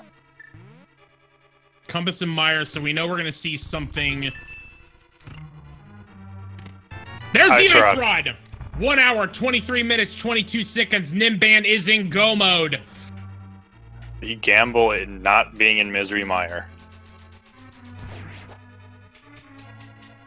I know, wow. right? Sorry, go ahead. No, I was gonna say right now, Ninban actually has to be feeling very good. He's made the gambles, all of them pretty much have paid off. The only one that really he's done that didn't pay off was the Swamp Palace play. But I think by making that Swamp Palace play, that's kind of what led him to staying away from Hera as early as he did, and just kind of let him find the items he needed to without access to those myths, just because of how much the myths ended up blocking for him. All right, and to discuss the stakes here, this is a best of 3 between saltyphry and Ninban. Race 1 happened earlier that you saw here on Speed Gaming. Game 2 is going on right now. Should Ninban win this, that will force a Game 3, but that 3rd race has not been scheduled and it won't be tonight. Yep, sorry chat, no back-to-back-to-back races.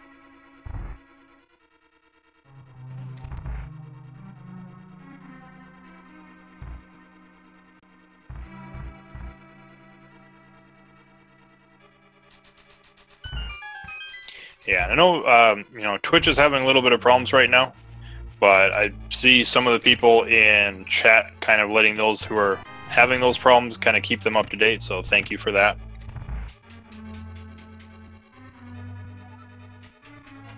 Well, we should also point out that at this time that Ninban, once he finishes off Trinex, will be heading to Ganon's Tower. There's a game that we like to play that we're not starting yet. In order to participate in that race, you need to have donated either 250 bits to one of our 6 Speed Gaming channels or have subscribed to one of those 6 Speed Gaming channels. Once Ninban finishes Trinex, that is when we will start the game that we're not starting yet. Yep, not quite yet. Need to get a key here off the laser bridge.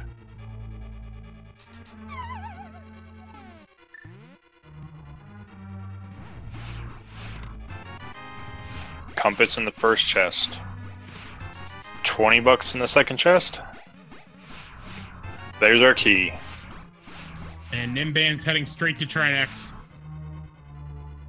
Yep, saltyphry finally making that play into Eastern Palace. Is going to get the fire rod. Fortunately, I think we're still looking for an item in Skull Woods, so this might just end up leading him away from the Cane of Samaria, which he's going to need. Oh, look at... You couldn't have planned that better. Ninban blocked the fairy in the block so he could just powder it to get the health refill. Yep, I'd say perfect timing, but I don't even think you could see where that was at the time. It just worked out for his advantage, but here we go. Trinex up. Yep, should be a very quick fight with the Tempered.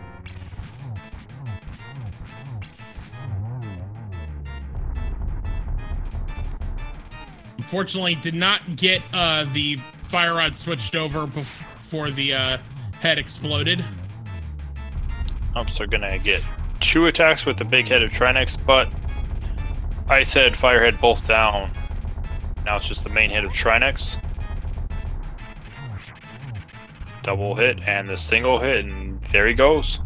That is crystal number 7 for Ninban once this explosion is finished.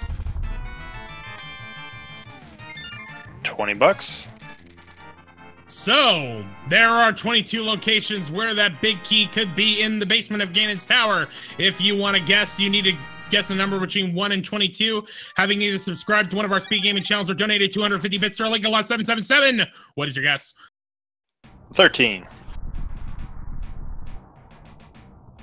I'm going to price this right and go 12.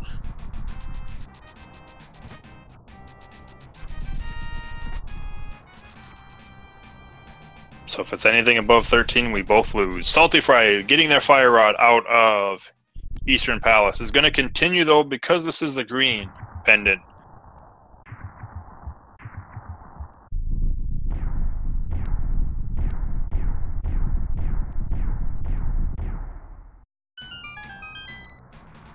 All right, if you haven't got your guess in, you got just a few more seconds. As soon as he enters Ganon's tower, we got to close it up. So if you haven't, go ahead and get him in now. And they're officially closed. Chest number 1, left side, $50.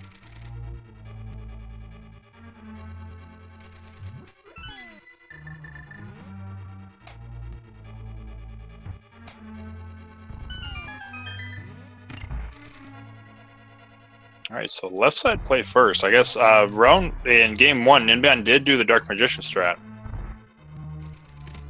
Well, 2, small key, 3, piece of heart, 4. Small key, 5. Red mail. Yep, looks like the Dark Magician strat.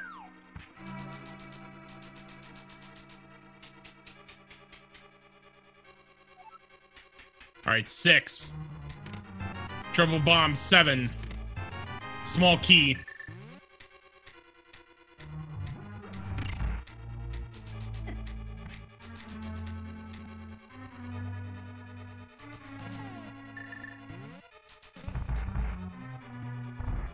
Alright, Saltyphry takes on Armor's Knights, gets the green pendant, probably about to go turn this in for his triple bombs at Sahasrahla. Ninban about to get to 4 more chests, location 8, 9, 10, and 11. And Saltyphry still has to go to Catfish to get the Cane of Samaria. Alright, next up, 8. Triple bombs, 9. 5 arrow upgrade, 10. $20, 11. Another $20. Ninban might be picking up this. No. He gets the key and gonna mirror and go back. Yep, we did the same thing in game 1. Okay. Alright, Saltyphry heading back to Skullwoods with that fire rod to take care of Mothula, get the last item here.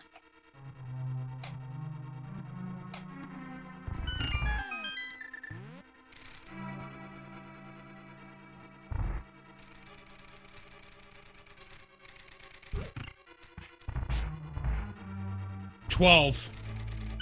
$50. Alright. My guess is next. Your price of right move didn't work. Well, you know.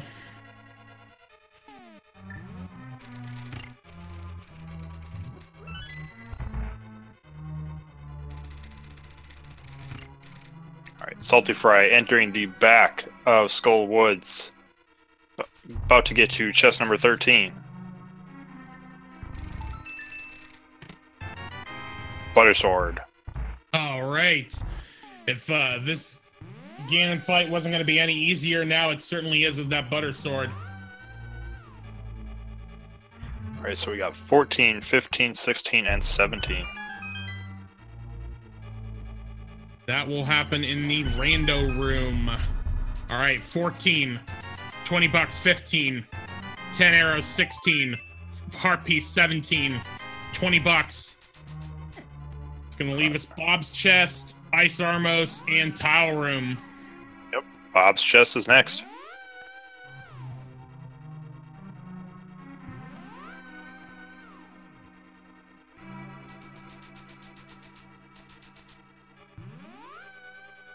Down goes Mothula on Saltyphry's side. Gonna pick up his 5th crystal.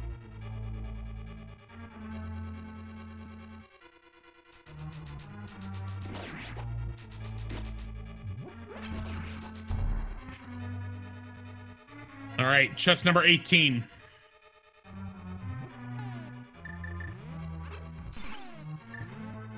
Turns Bob into a fairy. There's the map on 18. Ninban sacrifices Bob for his health. All right. Ice Armos for Ninban.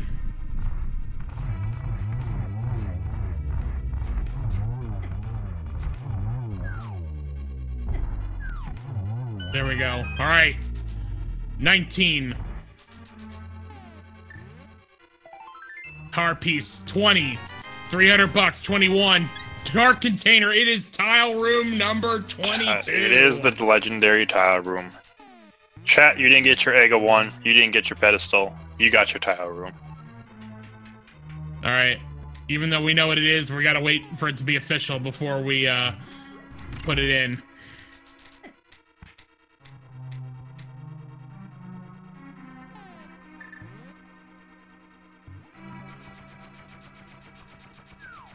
And we're going to see the cape strats in the tile room. So at the end of this, we're going to see which supporter of Speed Gaming was mean enough to be the first one to guess tile room.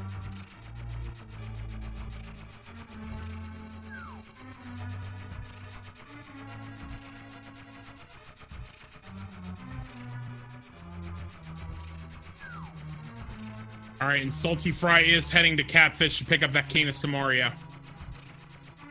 And realistically, at this point, I mean, he's done Desert, he's done, I mean, he's gonna go, he's already done Mire. Like, you gotta think after he finishes Mire, he's going for Turtle Rock.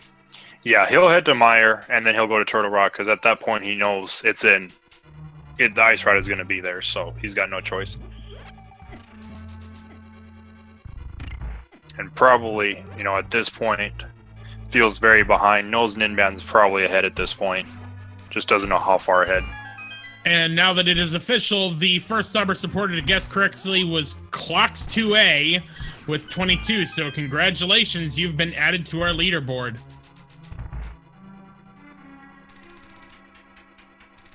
All right, but from here, it is on to the gauntlet for Ninban. Randomization is done. You got Silver Arrows, you got Butter Sword, you've got Red Mail. You have everything you need to finish this race. And 1 hour, 35 minutes in, saltyphry is finally checking Ice Rod Cave. Yep, I mean, this is the last location outside of Turtle Rock that this Ice Rod can be in. So you don't want to risk going all the way up the Death Mountain through Turtle Rock, not finding it, knowing it's sitting right here. But just a piece of heart.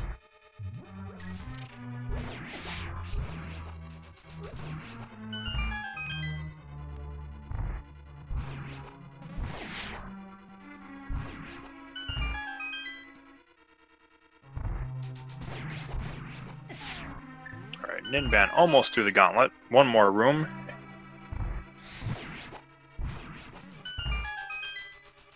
And now the Landmolus refight.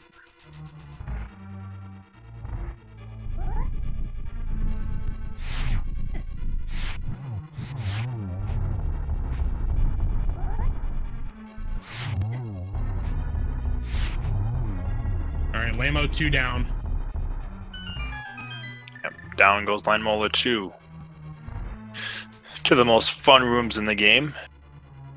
Get to take care of these whiz ropes. I don't know. It's got to be in the hundreds of randomizer races that I've seen at this point. And watching these whiz ropes get mowed down just never gets old. Yep, never. I will never get sick of seeing all 4 of those die, or even the 3. The Bird Peck of Power has donated 255 bits. Thank you very much.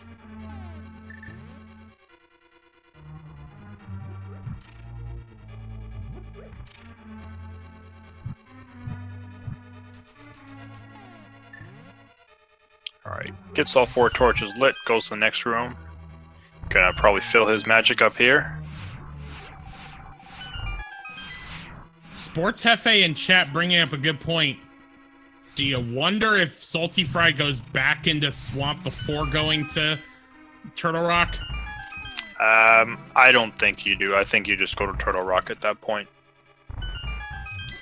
All right. Well, Talaruby just subscribed with a Twitch Prime sub for 4 months in a row. Thank you as well. As far as unchecked chests, other than the 4 here in Ganon's tower up at, on the 6th floor, left side swamp, and then the big chest in Ganon's tower, I think pretty much other than that, we've checked everything. And just like that, Troll Orb 2 is down. Ninban leaves Troll Orb's possession right where it belongs and will be heading to the Geometry Wars. Yep, he's going to be at Haga 2, saltyphry, 1 room away from Vitreous himself.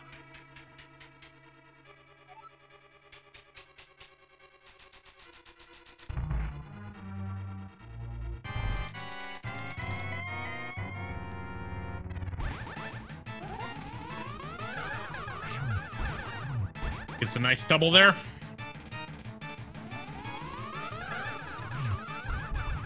Gets another double. Down goes Vitreous. Doesn't get any that time. And there we go. 3 doubles with a 0 in between, and it is time for the big pig.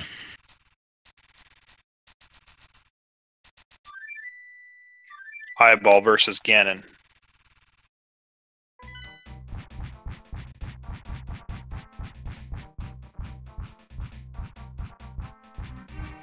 And saltyphry is going to go to Turtle Rock.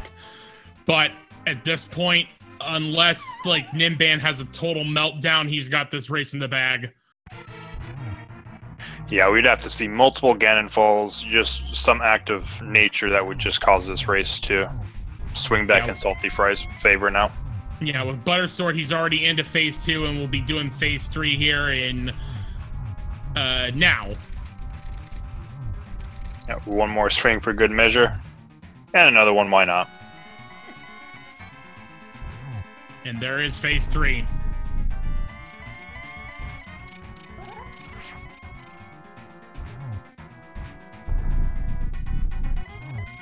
Two more hits for phase 4, now just 1.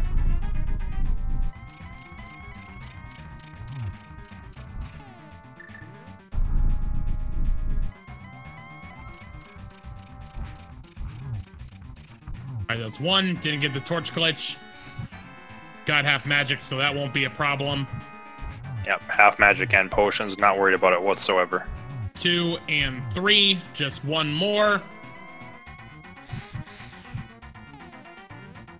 It was a little early on that second one. Gets him frozen, and down he goes. Yep, and that is it. Ninban will take game 2, evening the matchup 1-1. Yeah, just got to be careful, though. There's that perilous 3-pixel wide bridge that you don't want to fall off of. But he doesn't, and Ninban finishes with an official SRTV time of 1 hour, 40 minutes, and 25 seconds. Spam those GGs in chat. Yep, get your GGs in chat for Ninban. We're going to game 3. Not going to be tonight. Don't know when it's going to be, but for a top 32 match, we will have game 3. All right, we'll see if we can get Ninban in here for an interview.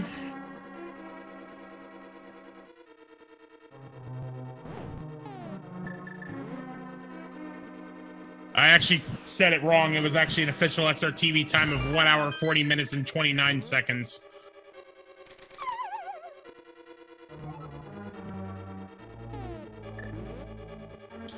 And joining us in chat is Ninban. GG. Thank you, thank you. I hope you got your revenge on Vitreous. I was Vitreous. All right. How are you sweating out leaving both items in Misery Mire and gambling Turtle Rock having the Ice Rod? Well, getting both the items in Misery Mire is a long trek. And I wanted to do all the Dark Death Mountain stuff too. Like 6 items plus the 6 in Turtle Rock plus Mimic Cave. So yeah, I just wanted to get there immediately. Get my Ice Rod. Speaking of which, saltyphry just because, yeah. Just sorry. Because of item density. Yeah, no, I didn't mean to step on you there, but saltyphry did just pick up the Ice Rod, so he is now officially in go mode at 1 hour, 42 minutes, and 10 seconds. But Yeah, you did really well being able to come back and tie up this best of 3 match. Yeah, well, after VD wrecked my first race, I decided to become VD. And it's obviously an OP character, so that's why I won the second race.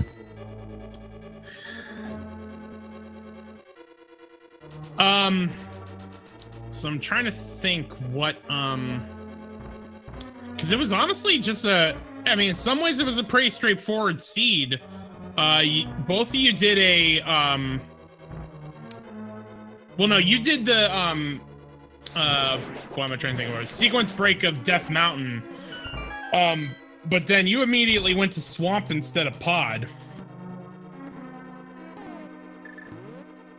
And that kind of yeah. Oh, sorry, go ahead. Yeah, I think it was because Lamp wasn't yet in Logic, and Swamp was full in Logic. And did I do something else after Swamp?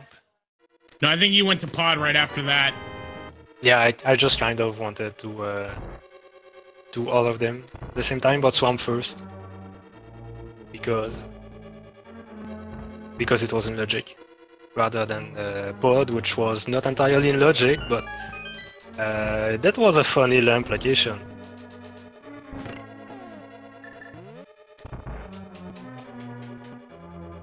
Basically, Pod wanted us to get the lamp in there, then get the flute at the same time, go to that mountain, get the bow, come back.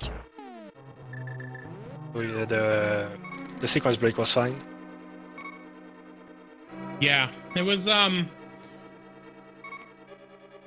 I'm trying to remember a lot from that, the second race, because I didn't get to see the second one. I know Sir Link did. I don't know if there's any questions we had from the first race, because we didn't get to interview you then.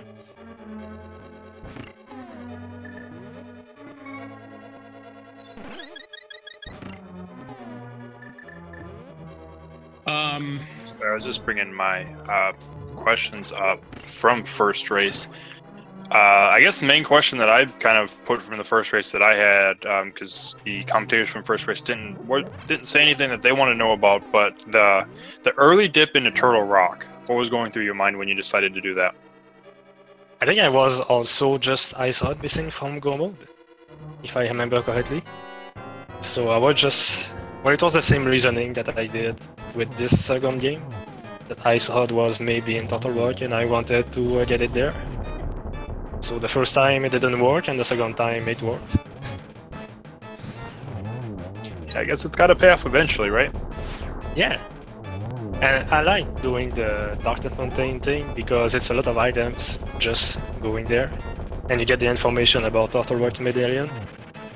Especially in the first seed, I was 1 medallion away from having the 3 of them. And in this one too, although I knew Aether was at Lumberjacks. So getting the medallion info is really good to have, I think. And if I already have it, then I just dip in there. Look for Ice Horde or any other Radiation item, really.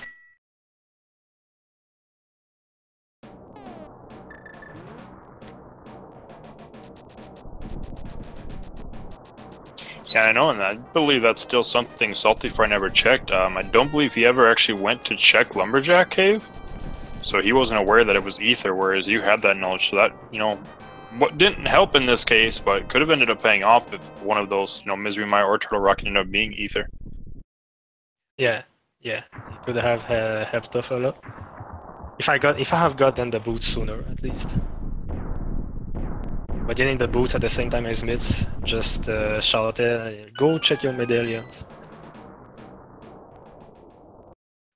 Yeah, and that was kind of one of those, the big thing that kind of gave you the lead is saltyphry went to Hera pretty much right after finishing Pod. He didn't even dip into Eastern, he skipped it and, missed the Fire Rod, but finished Hera and then, went and did Swamp Palace down there in South Dark World, checked Bombo's tablets, things like that.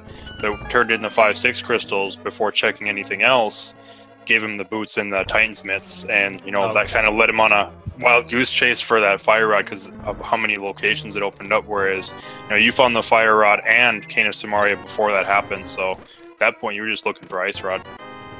Yeah, I really like the route I did. I think it was very fortunate. It's quite rare I go to catfish this early in seeds, but I thought it just flowed well with my route of going back to Skullwoods and wanting to do the graveyard ledge mushroom catfish. But yeah, getting mitts as go mode or almost go mode. I mean, I was acting like I was in go mode when I got mitts. Is really a godsend.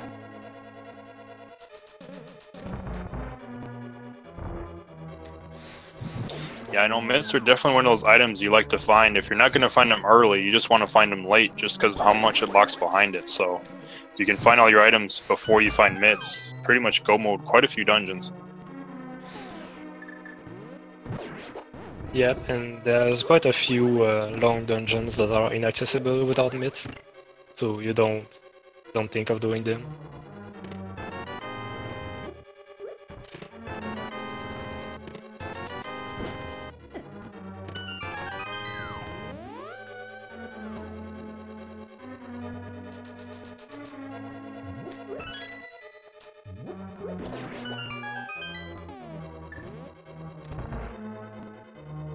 Alright, so saltyphry is doing right side.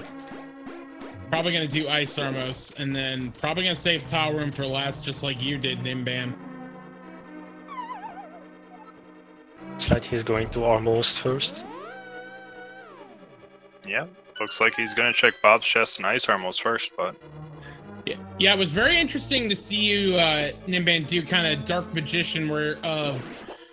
going left then right, but not going to Ice Armos after your right side and going right around and going back for Randomizer Room. What was the reasoning behind doing it that way? Just because I like doing it that way. It's also about item density and also trying to anticipate what my opponent did. Like if my opponent did all left, then I lose out on doing ice. For height first with ice.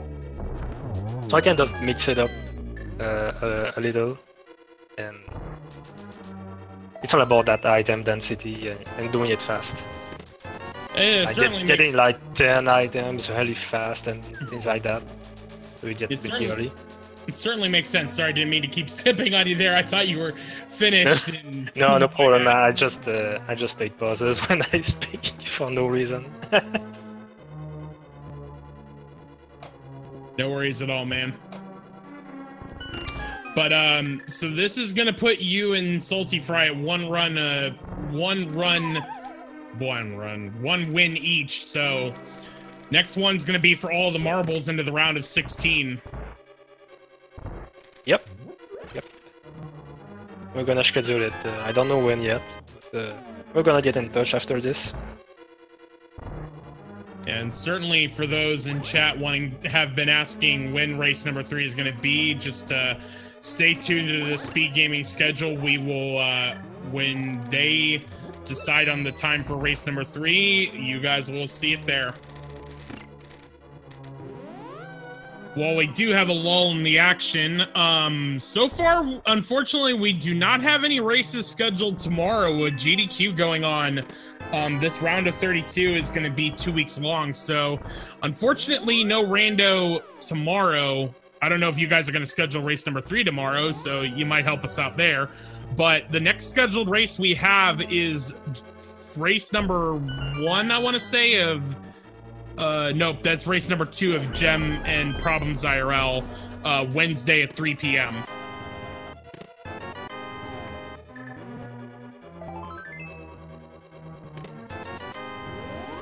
Yeah, going to be a bit of a slow week this week because of GDQ. We'll get as many races as get scheduled.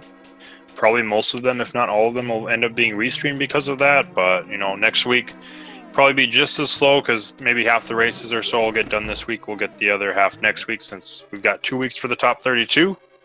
But then after that, we'll have the top 16 and getting close to the conclusion of the tournament.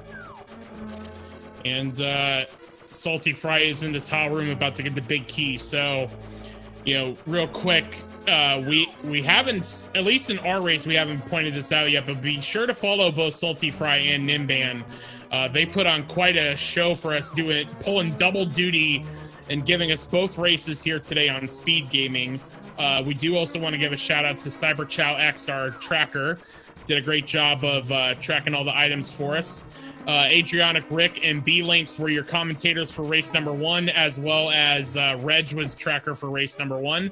And just a general shout out and thank you to all of the Speed Gaming staff who put on all these races for us.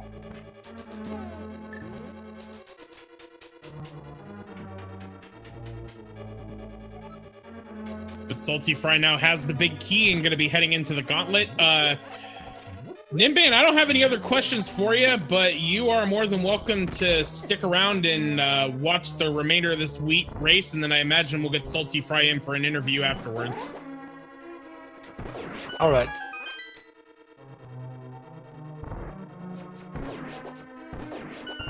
In fact, you know, I'm gonna just bring it up now. I know Ninban, you've been doing. We just recently launched Speed Gaming Francais, and every once in a while we'll have some French commentary from you of certain races. So, you know, thanks to you for helping us out with that. Well, I don't commentate much, and I learned from my last experience that when I'm solo, I'm rather boring and a little too chill. But yeah, I look forward to doing it again. Maybe in English with some people, or try to get some French-speaking people to do it with me. But I don't think I'm going back to doing it solo. Well, that makes sense. But I believe we also have a Speed Gaming Espanol and a Speed Gaming Dutch, right? Yep. And I haven't, I think we saw both of these also get commentary. Yeah, I'm not sure off the top of my head who's done it for the Espanol, but I know somebody has. I'm almost positive Ter has actually done commentary once or twice on the Deutsch channel. Yeah, I listened to Tehan Telling do it on the Dutch channel once. I didn't understand anything, but I was listening at work anyway. It's always fun to watch it and hear it in a language you don't understand, because everything sounds just so much more exciting sometimes. Ooh, saltyphry missed just a little bit off on that Samaria kill on the Wizrobe. Yep, get a chance for redemption here on the room with 4 of them. And gets it done.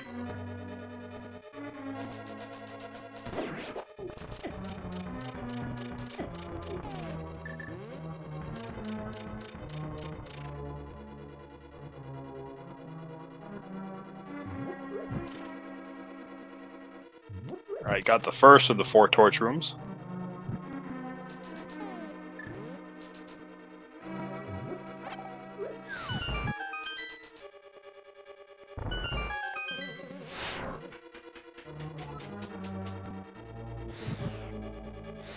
Doesn't despawn the tower, gets the 4 torches lit here.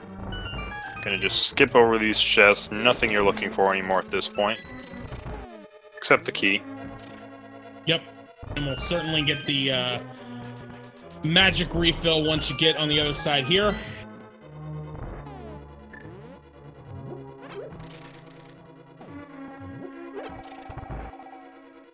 Yep, not gonna refill his health though.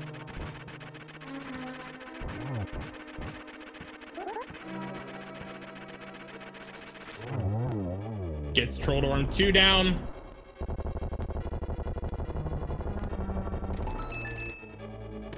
Steals Trolldorm's last possession of a compass.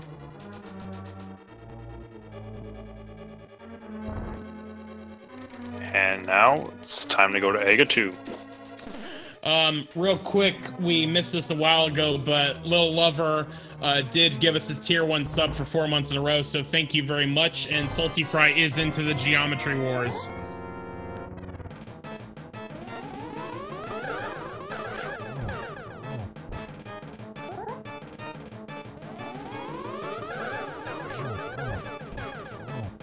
Gets a nice triple. And And there we go. All right, big pig time for saltyphry. Yeah, and while we're waiting for the big pig fight to start, question for Omni2387. It really depended on kind of how you routed it. Ended up being the way saltyphry routed it. Ended up getting the boots in the midst, which opened up a lot of locations. And he was missing the fire rod and the cane of Samaria, which ended up being an Eastern Palace and on Catfish. That was kind of the main thing here.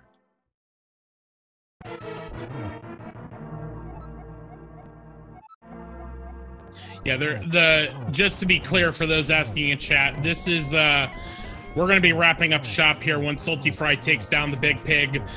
Game 3 has not, between saltyphry and Ninban, has not been scheduled yet, but once it will be, stay tuned to the schedule for the tournament, and it will be there once Ninban and saltyphry decide on that. And just like that, saltyphry's already into phase 3. Yep, 3 more hits to send us to phase 4.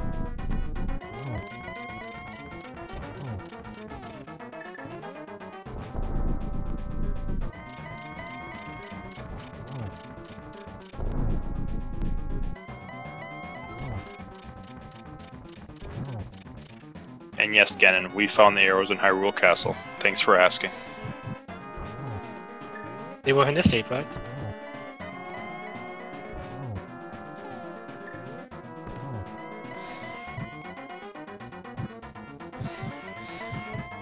Were they in escape? Yeah, they were in the escape. Okay. Thanks. I want to say, I think it was the first chest when you went to the basement, if I'm not mistaken.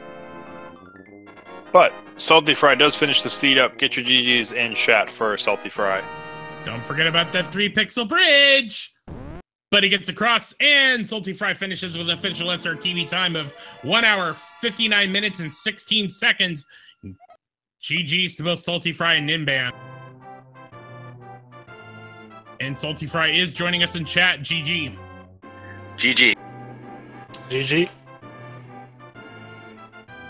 So, how you feeling after that race, saltyphry? I've definitely had better races before. That said, with the Ganon Quakefish, that's kind of one of those things that's kind of almost always going to happen for me. That's one of those locations that I never seem to find a good time to check, so it kind of is what it is. Yeah, and also the way you went back to Hera, I'm assuming to finish getting the 5-6 crystal once you guys found the lamp. That kind of, and getting the Titan's Mitts, you kind of went everywhere except the one place you needed to go, which was Eastern Palace for the fire rod. Yeah, it was kind of that way. Like I was, when I was in Pod, I was originally thinking about going into Eastern afterwards, but then I found that lamp in there and the flute, and like, well, all right, let's get the hell out of here. Let's go to the other places. And then it was the same kind of thing with Quakefish. Like I was going to go there when I was checking Pyramid and Fat Fairy. Then I found the boots in the midst there, and I'm like, well, screw going to Catfish. I'm going to go check these other 25 locations instead that just opened up. Mm-hmm. And that kind of essentially was the difference in the race, because Ninban waited until the last minute to, or his last check to go back up to Hera, and so he found Fire Rod and Cane of Samaria before going to get the Titan's Mitts off of Fat Fairy. Yeah, that's the kind of thing where if the mitts don't open up anything, it's kind of a bad thing to find them, because otherwise you'll be running around everywhere, checking all those locations and getting nothing out of it, just costing yourself time. That's pretty much what happened to me, I guess, today. I kind of figured I was in trouble as soon as I full cleared Ice Palace and got absolutely nothing out of that. And very interesting that both of you skipped Left Side Swamp, not having anything, but Ninban also, or saltyphry, you went into Mire before getting the Cane of Samaria. Ninban completely just go-moded Misery Mire and gambled that the Ice Rod wasn't there. Yeah, it's not necessarily a bad play, I guess. Just kind of going on that. Like, I was kind of ready for the Ice Rod to be in T-Rock at that point in time myself, so. But both of you in this doubleheader are coming away with a win, so we are going to have a Game 3 whenever you guys are able to schedule that. yeah, that's why I'm not too disappointed about this. I had that kind of mulligan in my pocket since I managed to win game 1. So yeah, it's not the end of the world here. Hopefully come back stronger in game 3. It's kind of the hope now.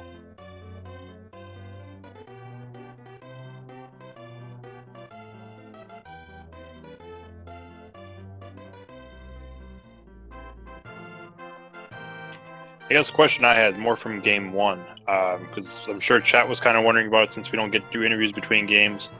When you took the Ganon hug and took the death on Ganon, how were you feeling at that point? Yeah, I was pretty panicked at that point in time. I was already kind of panicked in that after I had already screwed up the torch glitch the first time, which I also screwed up the second time.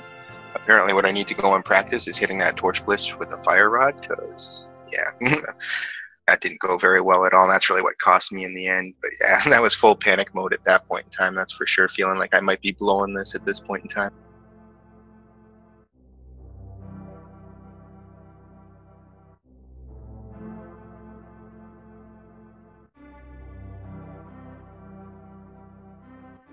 All right, well, saltyphry and Ninban, thank you very much, both of you, for giving us a double header today here on the main Speed Gaming channel. Any final thoughts from either of you from either race 1 or race 2?